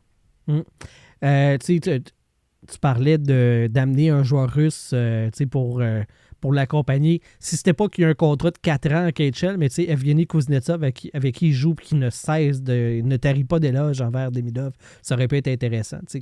Non. Non? Non? J'ai vu quelques parties, puis Kuznetsov, il donne beaucoup d'éloges, mais son entraîneur le protège beaucoup. Ah ouais, hein? C'est le type de gars qui, même dans la Ligue nationale dans les dernières années, s'abandonnait assez vite lorsqu'il venait le temps d'aller chercher la rondelle dans les coins. Moi, je trouve que c'est un gars qui triche beaucoup, là, mais ça, c'est... Mais tu sais, moi, je suis d'accord, comme...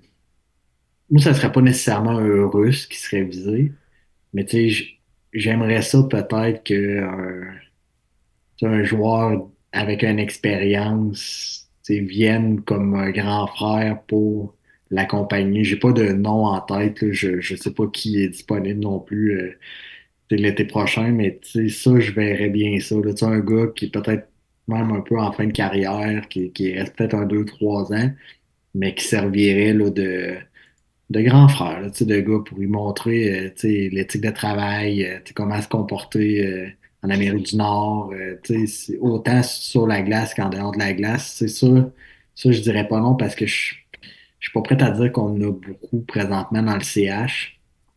Tu sais, on a des gars tu sais, que sur la glace, je pense que ça peut être le cas. Tu sais, c'est sûrement des bonnes personnes en dehors de la glace aussi. Mais tu sais, c'est pas des gars qui étaient nécessairement, tu sais, qui ont été dominants ou, tu sais, moi, tu sais, je verrais quelqu'un qui est comme en pré-retraite, là. J'ai de la misère un peu à m'exprimer là-dessus, là, mais tu sais, puis j'ai de la misère à cibler quelqu'un, là, mais tu sais, à l'époque, un genre de tu sais, Joe Thornton, quelque chose comme ça. Là, tu sais, un gars là, qui a eu des belles années puis qui pourrait tu sais, comme un peu c'est ça, là, tu sais, venir passer le flambeau finalement. Là, Peut-être Jonathan Taves s'il fait un retour au jeu. ça, je dirais pas non, parce que c'est un gars incroyable là, en temps. Ouais. Mais honnêtement, tantôt, c'est un peu un nom qui m'est venu en tête. Mais dans ce style d'humain-là, puis tu sais, de joueurs qui ont connu, on s'entend la gloire, là, tu sais, que c'est des gars qui ont été au top, là, fait que Mhm. tu sais, c'est ça. Tu sais, je serais prêt à surpayer. Ça en donner 5 millions de plus par année, mais tu sais, je serais prêt tu sais, c'est quand même je signerais, ce serait un gars que je signerais maximum 3, 4 ans, là, mais tu sais, je serais prêt à faire une petite surenchère pour ce genre de gars-là, parce que ça, c'est une autre affaire que tu sais, c'est dur à estimer en termes de valeur, mais tu sais, du leadership, puis de l'expérience, puis des grands frères, ça a son pesant d'or, c'est fou là, comment ça. Pour avoir gagné un championnat, puis avoir vu comment ça se passait dans la chambre, c'est incroyable comment le caractère d'une chambre, la résilience, le team spirit, comment ça peut t'amener à gagner des games. Tu sais, moi, c'est très personnel, mais tu sais, l'histoire qu'on a eue à Shawi en 2022, on a fini 6e dans la ligue sur 18. Euh, En finale, on a gagné en 5 matchs. Puis, tu sais, honnêtement, je pense il y en a peut-être un qu'on a dominé, là. Mais tu sais, on s'est fait bouffer tout rond. On a quand même gagné 4 matchs sur 5. Là. Fait que tu sais, c'est vraiment. C'est ça. C'est tu sais, tout tourné, mais tu sais, tout tourné en notre faveur, mais c'était vraiment. En tout cas, tu sais, j'ai plein d'anecdotes sur cette année-là, mais notre chambre était hyper forte, là. Notre leadership était incroyable. On avait des gars qui étaient c'est ça, en tant que qualité d'humain qui était extraordinaire. Fait que, tu sais, ça, moi, j'y crois beaucoup. Fait que, tu sais, des fois, ça, c'est le côté que, tu sais, moi, personnellement, ça m'arrive aussi, là. Tu sais, je fais, c'est ben trop cher pour ce gars-là. Mais, tu sais, des fois, on fait, ah, tu sais, ça, c'est pour service rendu. Tu sais, le gars, il va chercher son chèque de paie pour ce qu'il a fait dans le passé, mais pas pour ce qu'il va apporter. Mais, tu sais, c'est pas vrai que le gars, euh, c'est juste le joueur de hockey, tu sais. C'est pas juste son nombre de points, c'est tellement plus complexe que ça, une équipe de hockey. Là, Ouais. Fait que Demidov va crêcher chez Brendan Gallagher, c'est ça, je comprends. Ouais, Peut-être tantôt, pas. je regardais un peu justement l'alignement du CH. Là. Je suis pas sûr que tu sais, Gallagher, c'est nécessairement le nom qui me venait en tête, là, mais Ben, il est drette au moins, lui, tu sais. lui et sa conjointe vont avoir un bébé dans 6 En mois plus, environ. ouais. Alors, c'est peut-être pas le temps pour Davidoff d'éclore. je conseille pas, non. Anderson aussi, par ailleurs, qui est comme Ouais. considéré. Ouais, un joueur qui est considéré un bon leader dans le Canadien et qui est respecté, c'est Dvorak. Ouais. Lui, c'est un gars qui est très, très apprécié. Là. J'ai entendu des histoires de un des gars qui est toujours là pour accueillir les nouveaux venus. Il les emmène. Il est souvent là avec Suzuki pour les emmener souper la première fois pour apprendre à les connaître. Mais... Alors, je pense pas qu'il va être de retour l'an prochain, là, mais c'est juste un exemple d'aspect de joueur méconnu du public, des fois, qui est important à considérer. C'est drôle parce que moi, j'ai plutôt entendu que c'était un des gars qui sortait beaucoup. Fait que, tu sais, je sais pas quelle version qui est vraie. Là. On n'est pas dans le les deux peuvent être vrais. Oui, il sort beaucoup, il s'amuse, mais c'est un bon gars, il est sympathique, il est bien correct. Ça, je m'en fais pas trop avec les sorties, trop. C'est sûr que si tu es responsable et tu sors la journée avant une grosse game, c'est un peu problématique, là, mais sortir, j'espère que tu sors un peu quand tu es jeune à Montréal parce que c'est le fun. Ouais. Jerry Godbout et Antoine Foulon, deux de nos auditeurs, Jerry qui participe sur le show, sur les shows plus actualité sur le CH et la Ligue nationale, les deux nous posent la question par rapport à justement la situation des vétérans chez le Canadien de Montréal. C'est beau, là, la reconstruction, de sortir le bois mort, les joueurs plus âgés, mais à quel point c'est important d'avoir des vétérans pour encadrer une jeune équipe. Puis, toi, tu le disais, Benoît, moi, je suis prêt à surpayer même un petit peu pour aller chercher un vétéran pour venir encadrer, mais à quel point c'est nécessaire d'en avoir pour faire grandir l'arbre drette, là, si je peux prendre l'image. Mais tu sais, honnêtement, il y a juste eux autres qui le savent. Là.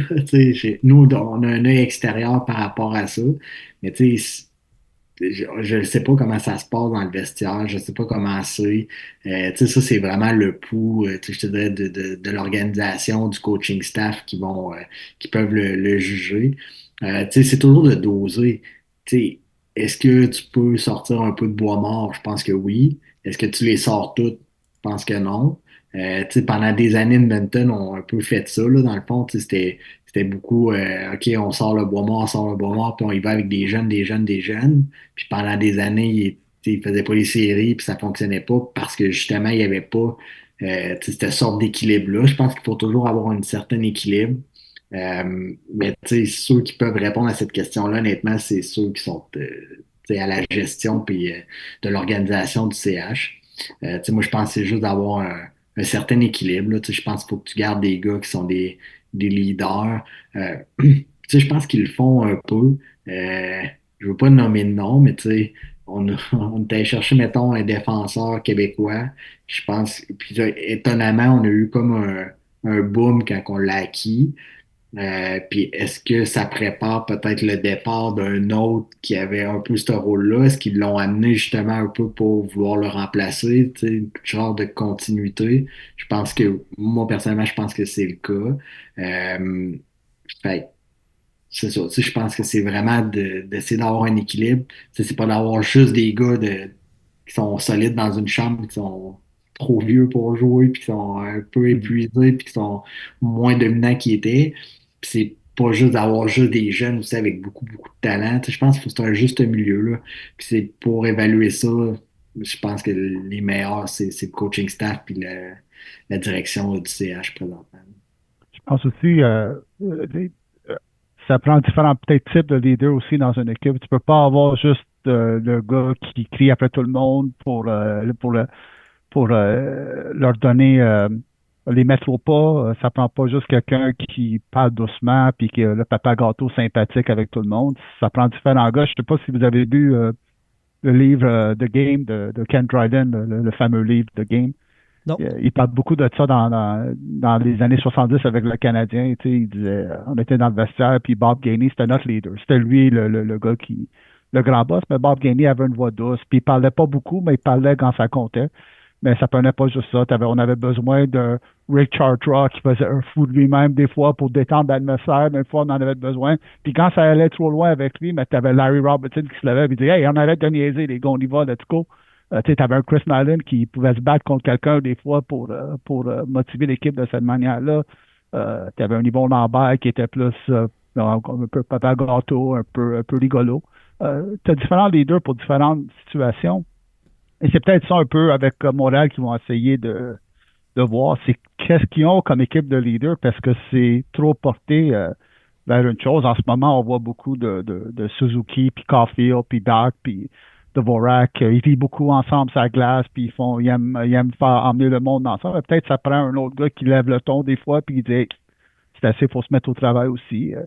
Il y a toutes sortes de choses qui peuvent considérer, mais comme tu dis, Benoît, on n'est pas là. C'est vraiment Martin Saint-Louis de communiquer ça avec l'équipe de direction, puis de trouver peut-être la bonne personne qui est capable d'aider sur la glace, mais qui est capable aussi d'avoir une voix dans le vestiaire, puis d'être respecté aussi. Tu peux pas rentrer là, puis vouloir être un leader, c'est quelque chose que tu as en toi. Encore là, lorsque je faisais du recrutement un peu plus sérieux dans le passé, même à un jeune âge, David Savard avait déjà cette présence dans une équipe lorsqu'il arrivait, même à 17 ans, il prenait un grand rôle avec Moncton dans le temps. On l'écoutait beaucoup parce que il y avait cette personnalité. Puis on l'a vu un peu dans la Ligue nationale, il y a toujours eu un peu ce rôle dans les équipes qu'il a joué. Juste de trouver la bonne personne pour être le bon type de leader qu'une équipe a besoin. Ouais. Moi, je me souviens, tu sais, parlant de David Savard, je me souviens à un moment donné avoir entendu Zach Werenski, le défenseur étoile des Blue Jackets de Columbus, dire que le coéquipier le plus important de sa carrière, ça avait été David Savard. C'est lui qui avait été justement ce tuteur-là en défensive, qui l'avait intégré dans l'équipe, qui lui avait montré c'était quoi d'être un professionnel dans la Ligue nationale. Fait que, tu sais, on l'a peut-être déjà, ce gars-là qui, tu sais, oui, c'est pas la bonne position, mais on l'a peut-être déjà, ce gars-là qui peut prendre des mid-off, puis, tu sais, voir à ce qu'il n'y ait pas qui s'écarte pas du droit chemin, parce qu'il semble être un jeune homme très sérieux, dédié à sa carrière de joueur de hockey, mais Montréal étant ce qu'elle est comme ville, on peut bifurquer parfois sur le chemin de la réussite. ça peut bien. Ça peut arriver. J'ai goût qu'on jase du prochain repêchage. Benoît, t'embarques si t'es à l'aise. Tu me disais là, que t'avais moins vu un peu. T'étais plus sur ceux qui étaient déjà repêchés. Vu tes fonctions, à un moment donné, t'as pas le temps de nécessairement tout voir les espoirs. À l'inverse, Rick, tu me disais, t'es à combien de joueurs que t'as vus sur les... Je suis rendu à 167 que j'ai vu moi-même jouer. J'ai mes propres rapports là, que j'ai faits. Ouais.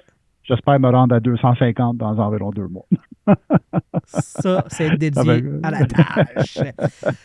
Prochain repêchage, le top 5 devrait ressembler à quelque chose comme Matthew Schaefer, James Haggins, Michael Missa, Caleb Desnoyers et Porter Martin.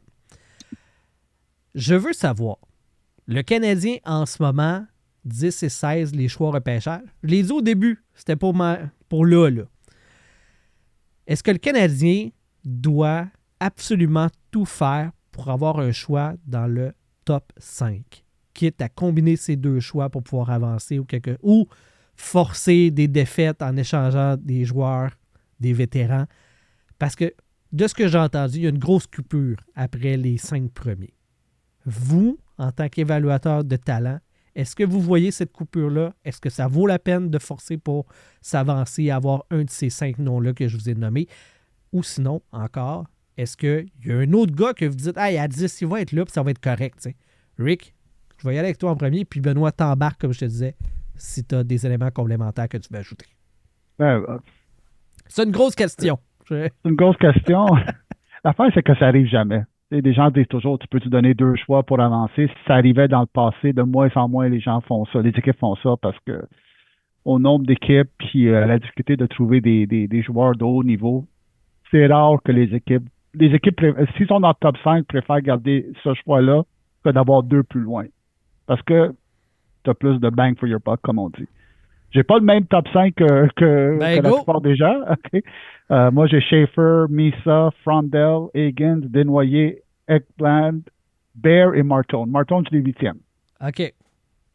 Ethan Bear, Carter Bear, je m'excuse, je me mélange avec le défenseur de Washington. Carter Bear, moi, je l'ai septième sur ma liste. Beaucoup de gens pensent qu'il pourrait être disponible en dixième. Alors, pour moi, de monter quand je pense que ce gars-là va être disponible, j'ai mes doutes. Je pense que les premiers sept sont une coche par-dessus les autres, puis après ça, il y a un touche moins bonne. Qu'est-ce qui est fun, par exemple, c'est que où est-ce que Montréal choisisse? Pas des Québécois de très intéressants. Bill Zonon, qui j'aime bien, de Rouen-Noranda, Justin Charbonneau de l'Armada.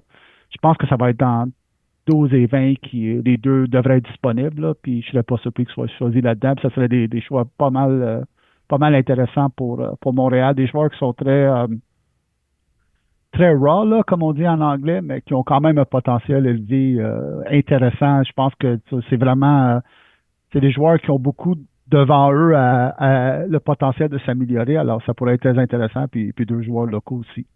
Moi, je connais bien Carbonneau, là, c'est un petit gars de mon coin, puis je l'ai coaché l'été, là, je l'ai pas eu dans mes saisons, parce qu'il était tout le temps un an plus jeune que les équipes que je coachais, mais puis un de mes bons amis est dans sa famille, là, fait que je le connais assez bien, puis c'est, c'est un joueur qui a énormément progressé en termes de son patin. C'était toujours un peu son question mark à l'époque. Son patin était moyen. Il était pas médiocre, mais il était moyen. Puis cette année, honnêtement, il l'a beaucoup, beaucoup amélioré. C'est un shooter de puck incroyable. C'est un gars qui est capable de marquer des buts, ça c'est sûr et certain.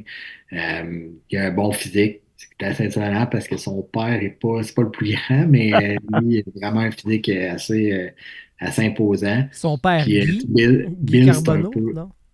Comment? Son père Guy. Non, non, c'est pas son père. Puis Bill Zollman, c'est un peu j'ai le même moule, dans le sens que tu lui aussi, son patin, t'as travaillé un petit peu. C'est un gars qui a marqué des buts aussi, fort physiquement également, Bill. Tu sais, c'est deux gars qui ont qui ont un bon bagage, puis c'est deux late. Tu sais, c'est deux gars que ça fait 3 ans qui sont dans la Ligue junior. Puis pour dénoyer, tu sais, c'est un hockey sense incroyable, là, Ouais. hockey outstanding, honnêtement, là, c'est une tête, là. C'est quand on parlait de joueurs complets, tu sais, je suis vraiment content qu'il soit. Moi, je le voyais pas aussi haut que ça, honnêtement, là. Mais tu sais, au début de l'année, il y a personne qui le mettait aussi haut que ça. Puis je trouvais qu'il était même un petit peu bas. Mais tu sais, je suis vraiment content qu'il ait la reconnaissance qu'il mérite. Parce qu'honnêtement, c'est un joueur incroyable. Tu sais, moi, je l'ai affronté. J'étais allé une semaine, dans le fond, à la défunte Coupe TELUS, là, qui mettait un championnat canadien, Jet 3, avec le bizarre du séminaire Saint-François. C'était à Saint-Hyacinthe, donc tu sais, l'équipe qui avait gagné en plus c'était Saint-Hyacinthe. Fait que dans la saison, fait que tu sais, je l'ai beaucoup vu cette année-là. Puis tu sais, déjà à 15 ans, c'était un joueur qui avait quelque chose d'incroyable, là. Tu sais, c'est vraiment dans sa tête, là, j'ai rarement vu ça, un joueur comprendre la game comme ça. C'est vraiment c'est un phénomène. Tu sais, on parlait de Jonathan Taze, mais moi, tu sais, c'est un peu ce genre-là, je Ouais, trouve. ouais. C'est peut-être pas le gars qui va faire. Tu sais, Jonathan Taze, quand on regarde ses statistiques, tu sais, je suis pas sûr qu'il y a des saisons de 125 points. Je suis Non, pas non, sûr non. qu'il le donne. Fait que, tu sais, mais, tu sais, Patrice Bergeron, c'était ça un peu. Euh, c'est des gars qui ont une valeur parce que justement, c'est pas juste les stats, c'est ce qu'ils apportent dans une équipe. Tu sais, moi, je trouve que le comparatif, là, je suis vraiment pas bon dans les comparatifs, fait qu'on me lancera des rushs dans quelques années. Mais tu sais, je trouve que Caleb Desnoyers, là, c'est un peu Jonathan Taze, là, je trouve que c'est un peu le même moule. Fait que c'est vraiment intéressant de voir ça cette année. Tu sais, je trouve que Justin puis Bill ont un registre un peu différent. Fait que j'ai hâte de voir où ils vont être classés. Moi, j'ai Justin un petit peu avant Bill. Je pense que Justin fait un petit peu plus avec une équipe qui est moins forte qu'il était. Tu sais, au début de l'année, bon, beaucoup disaient, bah, tu sais, il fonctionne parce qu'il joue avec un gars comme Joe Fauchon, tout ça. Mais là, ces gars-là sont plus là, puis il continue à son rythme, il joue beaucoup, beaucoup de minutes. Mhm. Tu sais, il traîne vraiment son club présentement. Ils ont quand même des bons joueurs. Ils ont Gourianov, ils ont Matteo Nobert aussi. Mais ça reste un club assez jeune. Fait que c'est ça, j'ai hâte de voir où ces gars-là vont se situer. Puis j'ai hâte de voir comment le CH les évalue également. Caleb Desnoyers, une chose que j'adore avec lui tellement, c'est, comme on dit, le small area game qui joue. C'est, il voit qu'est-ce qui se passe, puis il prend des décisions très, très, très rapidement, même sans la rondelle. Il a la capacité sans courailler après quelqu'un, il met de la pression en jouant ses angles comme il faut, en plaçant bien son bâton.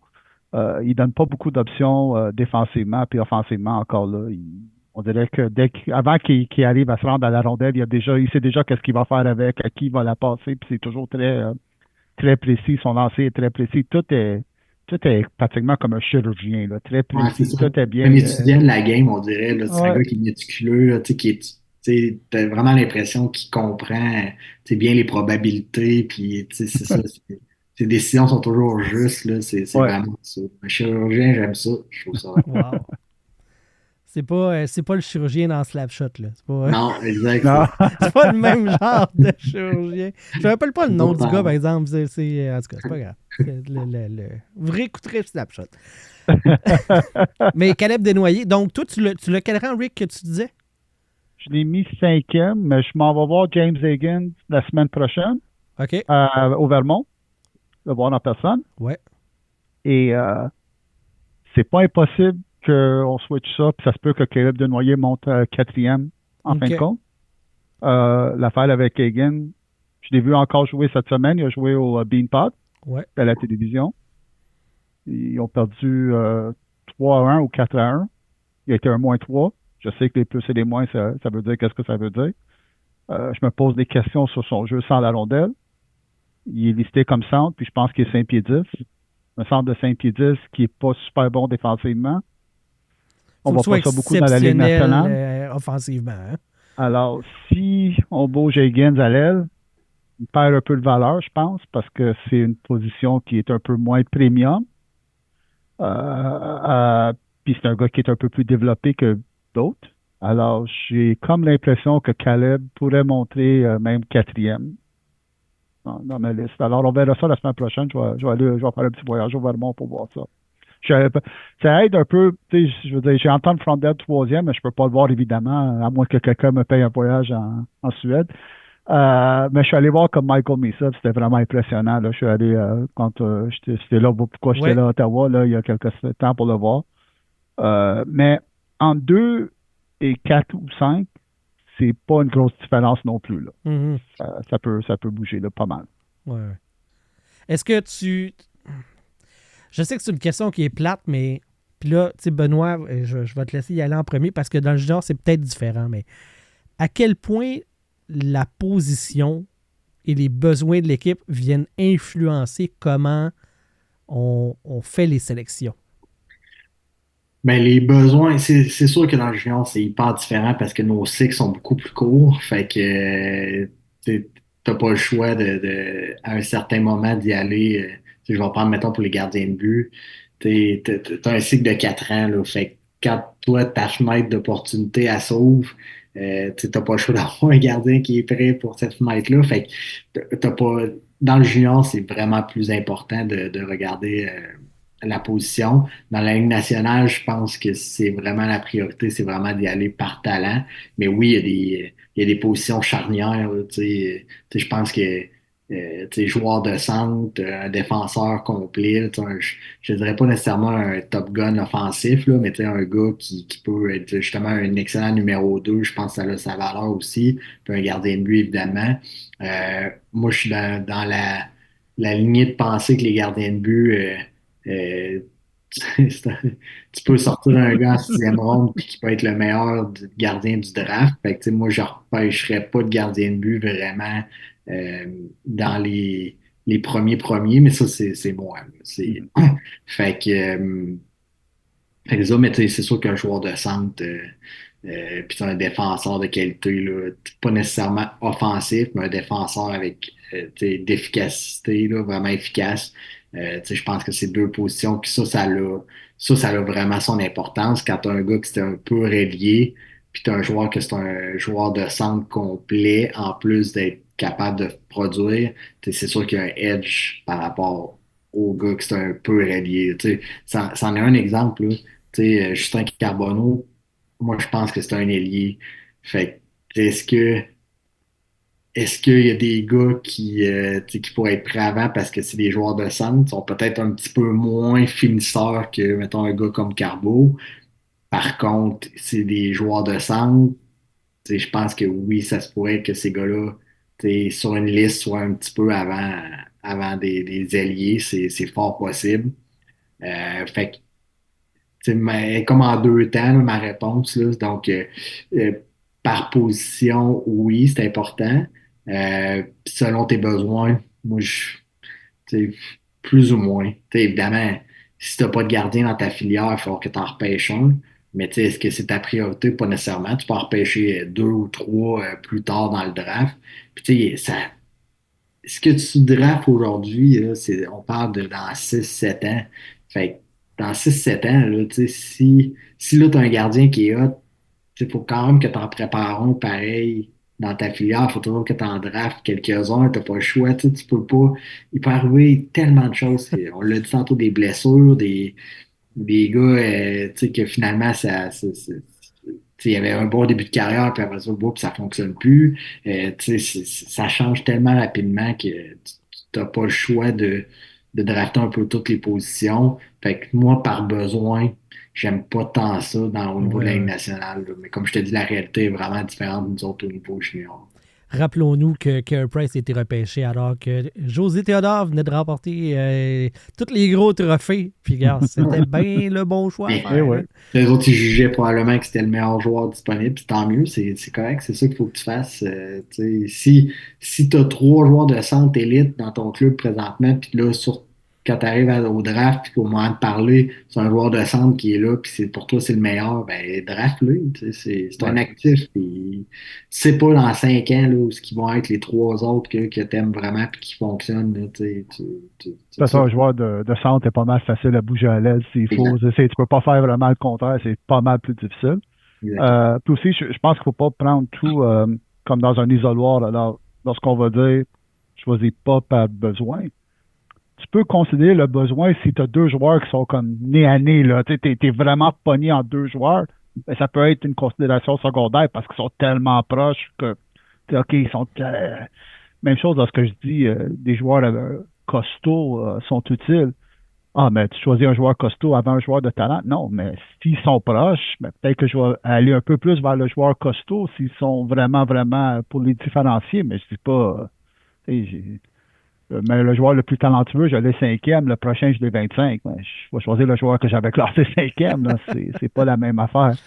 Alors, tu prends un paquet d'affaires, tu prends un tout là, pour essayer d'évaluer. C'est pour ça que les rencontres de dépisteurs dans la Ligue nationale, je sais pas si c'est la même chose dans le junior, là, ils passent 2 jours à parler de leur classement parce que ça chicane, puis On a eu une hier, en ton, plus. là. Non, on a eu un meeting hier, mais Ah ouais? c'est c'est- c'est tellement un des aspects les plus fun, là.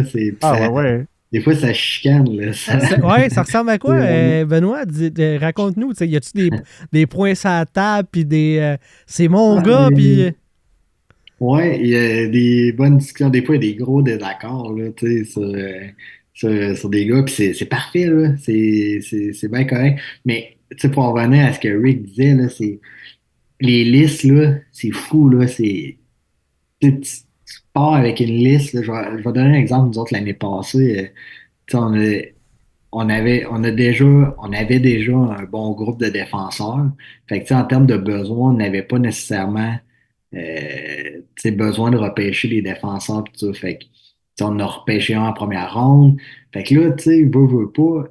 Là, on commençait à tasser des défenseurs parce que, tu sais, on disait, tu sais, même si c'est sûr qu'on a mis là sur notre liste, mais là, tu sais, à un moment donné, si t'en as 22, tu n'auras jamais de la place pour tout le monde. Fait que, c'est ça, faut que tu. Et comme je te dis, au niveau junior, c'est un petit peu différent. Puis les listes, c'est vraiment impressionnant comment des fois, à un moment donné, sais, mettons, en fin de draft, tu peux arriver, puis là, tu sais, tout le monde dit, hey, ce gars-là, là, tu sais, on l'a vraiment plus loin, mais on a un coup de cœur, là. Fait que, tu sais, t'as des gars dans un range de liste que, tu sais, c'est comme, pas un pile ou face, là, mais tu sais, nous autres, c'est 14 rondes l'année passée, là. Tu sais, quand t'arrives en 12e ronde, là, tu sais, s'il y a un gars que t'as vraiment un coup de cœur, le bateau pour le prendre, parce que, tu sais, les risques, l'autre que tu trouves correct, puis que tout le monde trouve juste correct, puis tu sais, on va le drafter parce qu'il joue une Jet 3 à 15 ans, mais tu sais, il y a personne qui est en amour avec. C'est aussi bien de te battre pour le gars qui jouait dans une ligue un peu méconnue, mais que toi, tu tripais dessus, puis qui, tu sais, t'amènes de quoi, ben vas-y fort, là, vas-y avec ce gars-là, puis mais tu sais, ça, c'est l'expérience qui rentre, là, tu sais. Moi, mes premières années, tu sais, je savais pas comment ça se déroulait, là. Puis, tu sais, des fois, je sortais des repêchages, puis j'étais content des gars. Ben, attends, je vais aller différemment. J'étais comme un peu déçu, parce que je me disais, ah, j'aurais aimé savoir ce gars-là, ah, j'aurais aimé savoir ce gars-là. Mais il faut que tu sois content des gars que tu repêches. Puis là, tu sais, je m'occupe d'un club junior 3 aussi, je suis directeur de recrutement.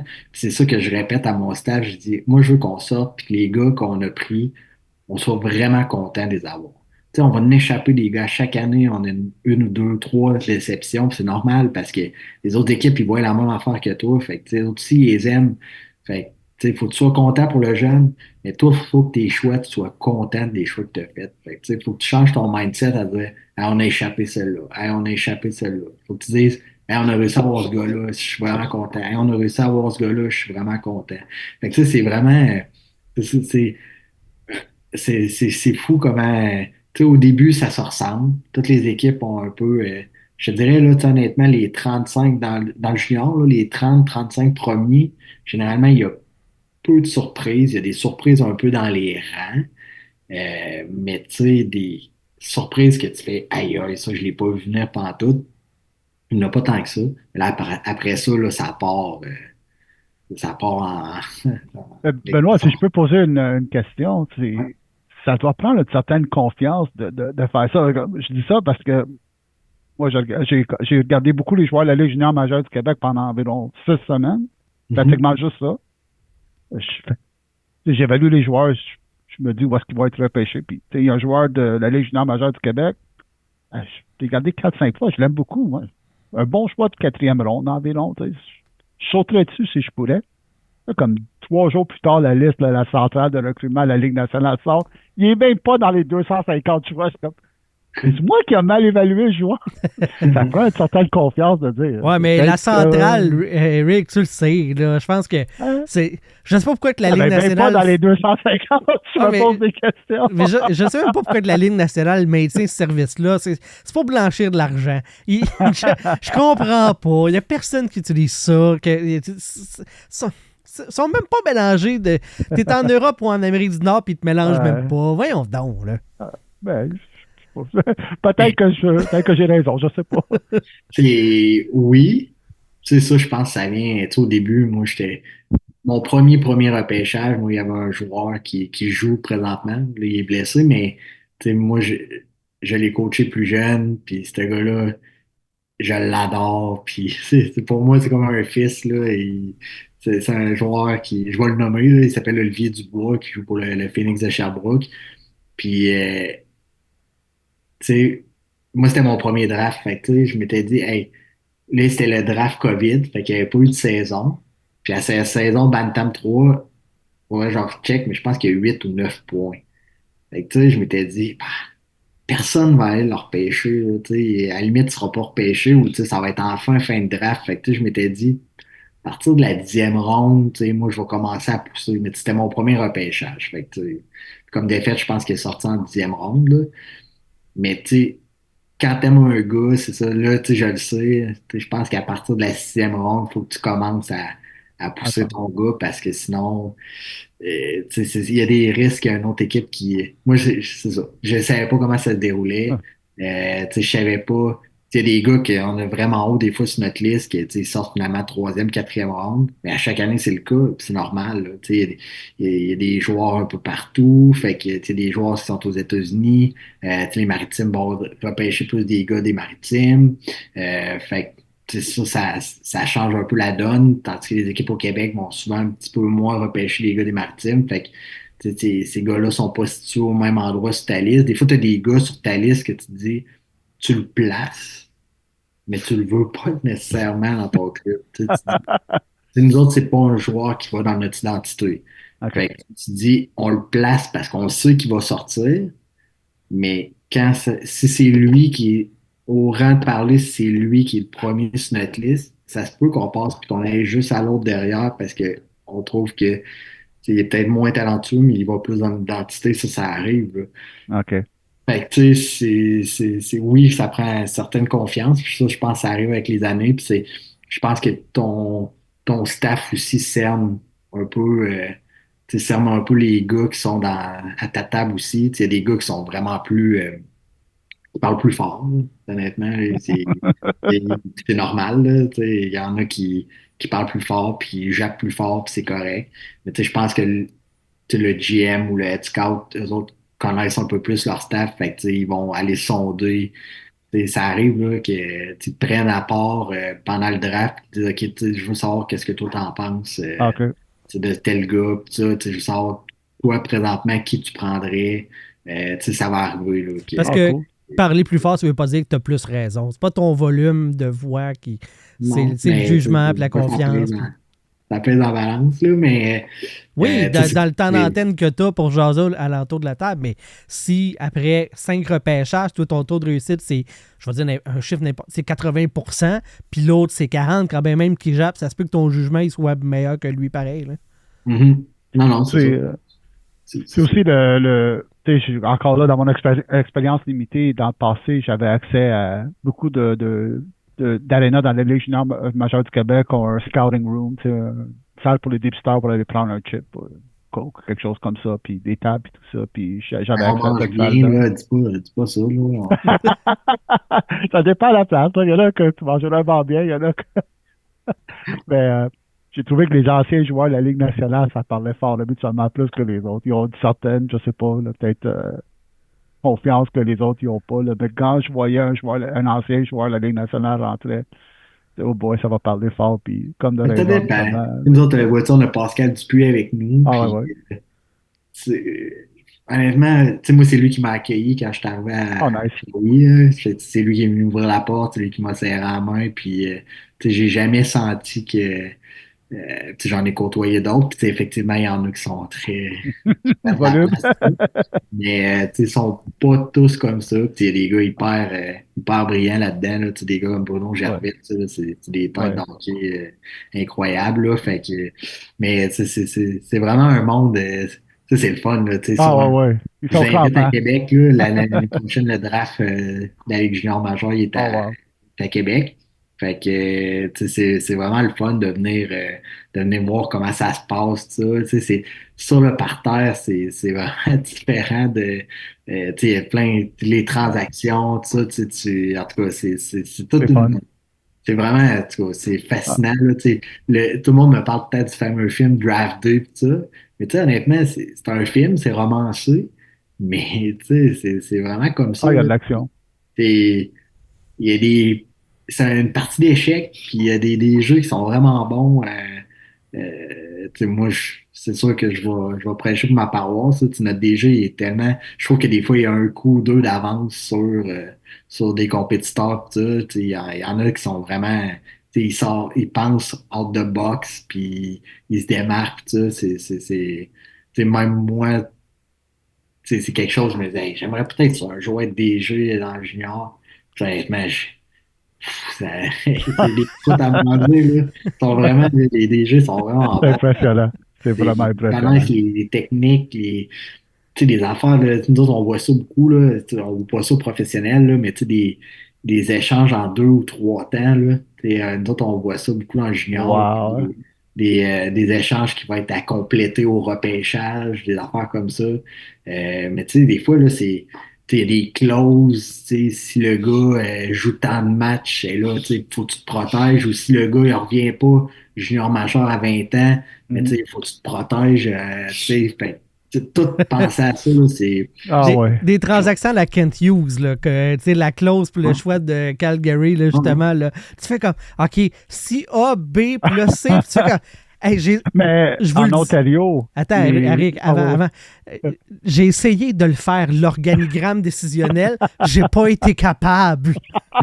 je l'ai essayé. Moi, j'ai Adobe Illustrator. J'ai mis le logo d'équipe, les rangs, les conditions. Ça se contredit. Ça marche pas.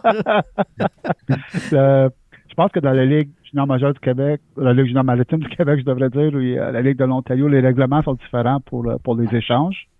Je pense que sont plus lousses à la Ligue de l'Ontario. Puis là, ce que le joueur vedette a été échangé en Ontario, c'est tordant. Je pense qu'il y a comme 14 choix au repêchage et sous 8 ans à venir qui sont échangés. Comment est-ce que vous savez? La grosse différence, c'est que l'autre, ils n'ont pas le droit d'échanger les choix de première ronde. Ah, OK. Fait que souvent, là, ils vont piler les choix de deuxième ronde. Là, ils vont en mettre. Mais c'est la grosse différence. Là, tandis que nous autres, on peut se les échanger. Fait que c'est ça. Souvent, les autres, ils compensent en donnant beaucoup de quantité. Puis nous autres, on donne la qualité. Là, on donne les choix de première ronde. Fait que c'est une grosse différence. Ouais, c'est clair. OK. C'est ça, merci. Benoît, tu disais, tu parlais de quand il y a le repêchage sur le plancher. Là, cette année, la Ligue nationale, c'est la première fois depuis très longtemps que ça ne sera plus dans un amphithéâtre, que ça va se passer chacun de notre bord à la manière comme dans la NFL, comme dans le film Draft Day. Est-ce que c'est quelque chose qui se jase dans la LHJMQ? Ben oui. Ouais. Moi, c'est surtout... c'est du monde qui sont alloués, puis tout ça, des dirigeants, tout ça, que d'autres trouvent que c'est dommage. Là. Je comprends il y a des équipes qui préfèrent dans leur quartier général, tout ça. Mais même nous autres, c'est la seule ligue junior où on fait ça sur place. Puis, ça a des coûts importants. Là. Je pense que c'est assumé, de mémoire, c'est assumé par l'équipe qui reçoit le repêchage. Là. Comme cette année, mettons, ce serait Québec qui assume les coûts de ce repêchage-là. Puis c'est quand même des coûts assez importants. Mais en termes d'expérience, ça, c'est autant pour les jeunes que même pour nous autres. Là, c'est mon côté jeune de cœur là, qui aime vraiment ça. Je trouverais ça dommage qu'on perde ça, mais c'est vraiment un bel événement. Je trouvais que les autres veulent faire ça un peu comme la NFL. Je, je comprends qu'il y a des raisons, comme c'est plus facile d'amener tout ton staff dans ton quartier général où ce que tu pour les discussions, tout ça, c'est peut-être plus simple. Je pense pas que c'était tant problématique non plus quand c'était sur le plancher. Je pense que c'était un happening. Je trouvais justement que ça se démarquait des autres ligues de sport professionnel. Ben, ça fait des images, ça fait, il y a un cachet. oui. C'est différent, tu sais, que justement. Ouais. Il y a du monde qui passe plus de temps, je pense, à préparer les repêchages qu'à regarder même les games dans une saison, puis analyser les équipes. Tout ça. Je pense qu'il y a du monde qui avait vraiment de l'intérêt pour ça, puis c'était un happening. Puis je pense que pour les jeunes, là, je pense que les tops ils vont faire un peu comme la NFL. Là. Je pense que les tops vont être invités probablement à une place, puis ils vont avoir un représentant de l'équipe qui va être sur place, puis tout ça. Mais je trouvais ça le fun là, de voir des jeux se lever, aller en jaser avec un autre, prendre le téléphone, puis d'avoir des discussions. Là, ces discussions-là vont se faire quand même. C'est juste qu'ils vont se faire d'un quartier général à l'autre, puis tu ne verras pas. Mais là, tu voyais ça. Hey, il y en a un tel, il s'est levé, il est allé parler à tel des jeux. C'est hot, là. Ah ouais. On a trouvé une liste sur une table. Vous rappelez-vous, il y a une couple d'années, sur Twitter, ça avait voyagé quelqu'un qui avait tombé sur une liste d'une équipe dans la salle de bain, genre à la toilette. Puis le club, il dit « Hey, on aimerait bien que tu nous ramènes ça, tu sais. » Puis le gars, il dit « Oui, si vous repêchez pas tel joueur. » Fait que ça s'est pas fait, là, mais tu sais, ce genre d'anecdote-là, tu peux pas avoir ça si t'es pas sur place. Il y en a une excellente anecdote de coach Tourigny qui était avec Utah. Il était recruteur chez Shawinigan à l'époque, là, puis c'était... je cherche son nom qui est rendu avec les Ducks d'Anaheim. Là. j'ai un blanc. Peu importe, et qui était le recruteur-chef. Puis, tu sais, c'était l'époque où c'était encore papier, fait qu'il n'y avait pas d'ordinateur et tout ça. Fait que le matin même du repêchage dans la LHMQ, vont déjeuner, tout ça. Puis là, arrive au repêchage, puis là, le head scout disait, il demande à Tourigny, est-ce que tu peux me passer tes notes, tu sais, passe-moi notre liste, puis tout ça. Il ne trouvait pas la liste, il l'avait laissé au restaurant. On est obligé de faire le repêchage sans liste. Puis eux autres, ils disaient, ah, ça a été un de nos meilleurs repêchages. Mais Wow. c'est ça, c'est anecdotique, là, mais dans le fond, il a oublié. Lui, il était sûr qu'il allait perdre sa job. Là, il est rendu coach en Ligue nationale à cette heure. Fait que Oh, wow. c'est vraiment c'est une anecdote, là, vraiment savoureuse. Mais tu dis, ce gars-là, tu ne donnes pas de note papier à l'avenir. Lui, ça va être des textos, s'il vous plaît, C'est gang. terminé. On va se faire 2, 3 copies, là, parce que ou on l'amène pas des avec nous autres le matin. Non, c'est ça. J'essaie de trouver le nom de Scout, mais je trouve pas. Ouais, je vais te trouver ça, je vais te trouver ça. Je trouve ça tellement hot. C'est pas Cheney. Ah non, ça, c'est l'ancien. En tout cas. Non, c'est ça. Oui. Revenons un petit peu sur le... Ah non, avant de revenir sur le Canadien. Là, j'ai 2 gars qui trippent sur le dépistage. Toi, Benoît, t'en fait même professionnellement. Et il y a une affirmation de Simon Snake Boisvert dans Processus à un moment donné qui disait « Avec une liste de 75 noms, je suis capable de passer à travers un repêchage complet de la Ligue nationale, puis il va me rester des noms sur ma liste. C'est tellement champ gauche à un certain point que tu peux te limiter à ça. » C'est vrai ou c'est pas vrai? Tu sais, que tu peux avoir... Entièrement. Ouais, Ah ouais? 75 peut-être pas, peut-être 85, 90, là, mais j'ai pas de misère à te croire. Vois-tu, nous autres, d'habitude, ça tourne autour de, je te dirais, 125 peut-être, là. Des années, ça peut être 115, puis des années, ça peut être 150, là. Ouais. Mais, puis, on a ce qu'on appelle des pocket lists, là. Dans le fond, chaque recruteur a sa propre pocket list. Fait que les gars qui sont pas rentrés dans les 125 noms, mettons, pour une année, mais toi, tu peux décider de dire, moi, celui-là, je l'aime vraiment, mais je vais le mettre dans ma pocket list, je vais le mettre premier. Ça, c'était intéressant aussi parce que souvent, après ça, on se tire la pipe un peu sur nos pocket lists, là. Uh-huh. Tu sais, moi, ça fait 2 années de suite que mes gars, mettons, premiers sur ma pocket list, finalement, tu sais, deviennent quand même des bons joueurs potentiels. Fait que, tu sais, c'est quand même le fun quand tu vois ça après ça. Puis, fait que, tu sais, au final, tu sais, souvent, puis nous autres, comme je t'ai dit, là, c'est en 12, 14 rondes. Fait que, tu sais, c'est 200, autour de 260 joueurs, je pense, là. Fait que, Fait tu sais, qu'à on a quand 120, même exact. t'es Mais la tu sais, moitié quasiment. jamais Hein? on est short, là. Jamais on Jamais. est Ah short. ouais. Fait que, tu sais, dans la Ligue nationale, j'ai pas de misère à. Tu sais, des fois, là, tu sais, je regarde ça, là, puis à partir de 4 5e ronde, là, il y a des gars qui c'est des overall agers de 2 3 ans. T'as des gars de 19 20 ans qui sortent. T'as des gars de la fin fond d'une ligue tu sais pas trop d'où ils sortent. Tu sais pas pantoute c'est qui dans la Ligue nationale. Fait que, tu sais, tu te dis, moi, j'ai pas de misère à croire ça tu sais, si ça arrivait que les 90 noms que t'as, ils sortent, je pense que, tu sais, moi, je le faisais. J'ai eu une époque où tu sais, je faisais ça pour le plaisir aussi. Je me faisais des listes. Tu sais, je me faisais des listes de 110 noms à peu près pour la Ligue nationale. Puis, tu sais, il y en a toujours une quinzaine, une vingtaine qui sortaient pas, là. Fait que,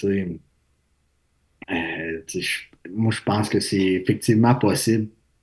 Tu sais, c'est sûr, il faudrait demander à un recruteur professionnel, mais j'ai pas misère à croire ça. Je pense que ça peut être réaliste. 75 peut-être un petit peu short, mais tu sais, autour de 85-90, je pense que c'est très faisable. Puis j'ai trouvé le nom, c'est Stéphane Pilote, Ah, OK. le recruteur pour les Ducks d'Anaheim. Toi, Rick, t'es pas mal d'accord? Oui, c'est comme on m'avait toujours dit, 80, 85. Il n'a pas fait la Ligue nationale, je sais, là, mais quand Montréal avait choisi Fisher il y a 15-20 ans environ, là, on avait su plus tard que sur certaines équipes, il était choix de première ronde de Montréal, puis dans certaines équipes, il était un no draft. Et la liste est bien différente de beaucoup d'équipes. Moi, il y a des joueurs que, comme je dis, je fais ma liste, je fais une liste, euh, comme je prédis qu'est-ce que les équipes vont choisir, je me fais une liste générale, mais il y a des joueurs que je mets sur ma liste, comme, je pense pas que j'ai choisi là, c'est disponible, c'est pas intéressant. Alors, je peux aller à 80-85 environ, c'est bien réaliste. Le gars Rick met des gars sur sa liste qui sont même pas dans les 250. Ben ouais! Oh, Dieu. Ça va dans les deux Le sens. gars, il a 14 ans, il est juste pas éligible, c'est ça. C'est ça. Ouais, Rick, come on. Step up ta game. Revenons pour le repêchage chez le Canadien de Montréal. Jerry qui demande aussi, avec les choix 10-16 dans ce coin-là, qu'est-ce que le Canadien devrait sélectionner selon vous? Quels sont les joueurs qui risquent d'être disponibles et qui pourraient cadrer avec ce que cherche le Canadien de Montréal? Rick, vu que toi, tu as vu 400 joueurs. Deux Québécois, là, qui sont les deux Québécois qui sont vraiment des choix intéressants pour Montréal. Il y a un Landon Lankovic à Moose Jaw, un ailier de 6 pieds 4, je dirais pas super physique, mais qui utilise sa portée pour protéger la rondelle, qui est créatif. Il y a des moments de créativité. Il doit améliorer son coup de patin, mais ça arrive souvent avec des gars de 6 pieds 4 qui sont pas encore coordonnés, ils sont un peu maigres. C'est un Jake O'Brien qui, avec Brantford, qui devient de plus en plus un joueur de centre complet, droitier en plus de ça, très, très constant. J'avais mentionné Carter Bear d'Everett, que ça serait mon choix. Je sauterais de joie si Montréal le choisirait 10e, parce que je pense qu'il fait tellement d'affaires intéressantes. Je suis d'accord avec toi. Pour Carter Bear, je pense que ça peut être une cible. Je trouve qu'il y a un manque de considération un peu sur certaines listes. Oui, c'est drôle, hein, parce que Simon Boisvert aussi en parle régulièrement. Vous deux, vous en parlez de manière élogieuse. Je regarde sur Elite Prospect, puis ça tourne 8, 16, 17, les rankings dans les différentes listes. Ça va aussi loin que 21 sur Double Prospect. Puis je dis pas que tout ce monde-là sont dans le champ ou ont raison, là, juste que c'est très éparpillé pour un gars que j'entends régulièrement être bien vu. Là. Je serais curieux de savoir quand est-ce que la liste avait sorti, par exemple. Souvent, parce que les sites sont pas toujours mis à jour. Alors, c'est peut-être la liste de Dauber et simplement une liste qu'ils ont faite au mois d'août.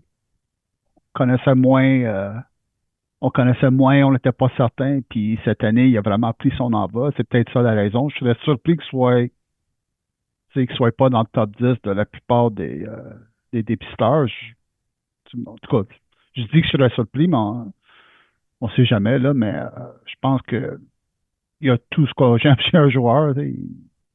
Encore un peu comme Caleb, il pense, il lit le jeu très bien, super intense dans tous les aspects du jeu. Bon passeur, bon tireur, bon défensivement, assez rapide. Ils ont commencé à jouer un peu au centre. Récemment, j'ai regardé une partie d'il y a 5-6 jours. Ils l'ont mis au centre. Ça semble avoir été assez bien. Alors, il y a beaucoup à offrir, puis encore là, comme constant, intensité au maximum à tous les games. Je l'ai jamais vu avoir une baisse de régime. Je pense qu'il y a tout ce que tu peux aimer chez un joueur. Puis l'autre affaire, c'est que moi, je pense que ça va être...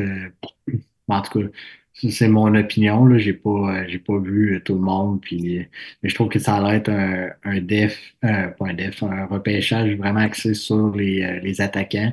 Fait que, tu sais, je serais surpris que le CH, mais tu sais, s'il n'y a pas un défenseur qui a été pris, puis que les autres, il y en ont deux là, sur leur liste qui avaient plus haut, ça se peut que ça sorte un défenseur. Mais tu sais, ce que je vois, en tout cas, c'est que ça semble être vraiment plus un repêchage d'attaquants, en tout cas en termes de première ronde et tout ça. Fait que, tu sais, je pense qu'il faut s'attendre à ce que ce soit probablement un attaquant là, qui soit visé par le CH. Mais encore là, tantôt, je disais qu'il ne faut pas repêcher selon les besoins. Fait que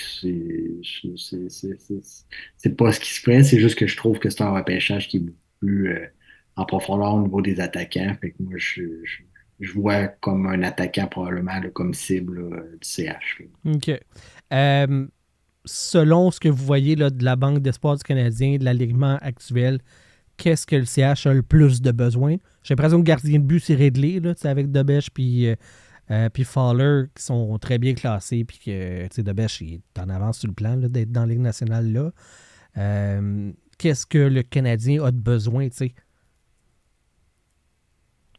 Moi, je donne des joueurs de centre. C'est toujours le... T'en as jamais, c'est comme des défenseurs, tu n'en as jamais trop, parce que encore là, des joueurs de centre, tu peux les bouger à l'aile facilement. Je pense que je vois pas de grande profondeur, du moins pas dans les deux premiers trios. Là. Je pense que j'aime bien Kapanen, mais un joueur de troisième, quatrième trio, c'est la même chose avec Beck. Age, je sais pas si c'est un joueur de centre dans la Ligue nationale, bien honnêtement, parce que défensivement, des fois, c'est pas excellent. Je pense qu'il est plus un ailier. Intéressant, par exemple, c'est même si c'est un joueur de centre, c'est beaucoup de centre droitier. À Montréal, en ce moment, Suzuki, Doc, Age, Kapanen, Beck, c'est tous des joueurs de centre droitier. Alors, c'est sûr que d'avoir quelqu'un gaucher aiderait un peu. Je sais pas, Benoît, toi, tu as été entraîneur, là, mais je pense pas que c'est optimal pour un entraîneur d'avoir 4 joueurs de centre qui tirent du même côté, parce que ça limite un peu tes options, puis tes stratégies, puis le style de jeu que tu veux imposer. Exact, ça t'en prend au moins un, peut-être deux, là, pour essayer de varier. Là. Évidemment, c'est toujours préférable quand tu as des joueurs de centre des deux côtés. Moi, je pense aussi que c'est ça. La ligne de centre, là, c'est continuer à renforcer ça. Moi, je vois un choix probablement au terme de c'est ça. Je pense que ça va être un joueur de centre qui risque d'être une cible pour le CH, mais tu sais, rendu là, si je sais pas s'il y avait 8 centres d'indices premiers puis que les 8 sont sortis, ça se peut qu'ils se tournent vers autre chose. Il y a toujours des gars que sur ta liste puis qui glissent, fait que encore plus dans la Ligue nationale. Fait que c'est une autre affaire, là, comme mettons l'année de Cole Caulfield, moi, je m'attendais à ce qu'il sorte. Je pense que je l'avais 7 ou 8e sur ma liste personnelle. Puis, ta pocket list, là, comme on dit. Là. Ouais, lui, il était plus que sur ma pocket list. Il était déjà sur la liste de l'organisation. Là, mais c'est un excellent coup de l'avoir pris à la position où ils l'ont eu. Fait que, mais je pense qu'ils vont... Moi, je vois vraiment un attaquant. Puis, je pense qu'ils vont miser beaucoup sur les joueurs de centre. Il faut aussi faire un peu attention avec les listes, par exemple, d'une manière où c'est pas parce que le joueur a été choisi 16e que la plupart des équipes le voyaient comme 16e. Alors, tu peux avoir l'équipe numéro qui choisit 12, l'avait classé 8e, mais le 7e était disponible. L'équipe numéro 13 l'avait classé 10e, mais le 9e était disponible. Alors, le joueur tombe, même s'il était classé haut dans toutes les équipes avant lui, c'est seulement qu'il y en avait toujours un de mieux ou un qui avait classé plus haut. Alors, c'est un peu, je pense que c'était avec Caulfield. Je pense que tout le monde le voyait haut, mais il y en avait toujours un de plus de disponible. Puis c'est pour ça qu'il y a l'autre affaire qui me fait toujours un peu rire, c'est genre, tu sais, mettons, il y a des gars que moi j'aime vraiment beaucoup, mais je me rends compte qu'il y a des équipes qui l'aiment encore beaucoup plus que moi. Fait que là, souvent, on me dit après, mais tu sais, toi, tu l'aimais pas tant que ça. Moi, je l'aimais pas tant que ça. Moi, tu sais, je le voulais dans mon club, tout ça. Mais il y a quelqu'un qui, tu sais, ça arrive là, qu'il y a des gars qui sont encore plus high que toi sur ce gars-là. Puis, tant mieux, mais ça veut pas dire que moi je l'aimais pas, là. Mais c'est juste que je pensais pas qu'il y en avait qui étaient plus sans l'amour avec ce gars-là. Ouais. Ah non, c'est clair. Merci beaucoup, les garçons, de vous être rejoints à cette belle discussion. Moi, c'est comme un deuxième Noël dans mon année. J'ai vraiment apprécié l'expérience. Ça coûte moins cher en plus. Ah ouais, j'ai pas de cadeau à faire, juste un petit appel Zoom. Fait que non, c'est vraiment cool. Gros merci. Benoît Bélanger, dépisteur pour les Cataractes de Shawinigan, coach vidéo aussi, qui t'es partout. Rick Springhetti, un amateur, mais avec tant de talent que je comprends pas. Je comprends pas que tu travailles pas professionnellement. Ça, j'en suis tombé des nues quand j'ai appris ça. Ça n'a pas de sens. Embaucher Rick, quelqu'un.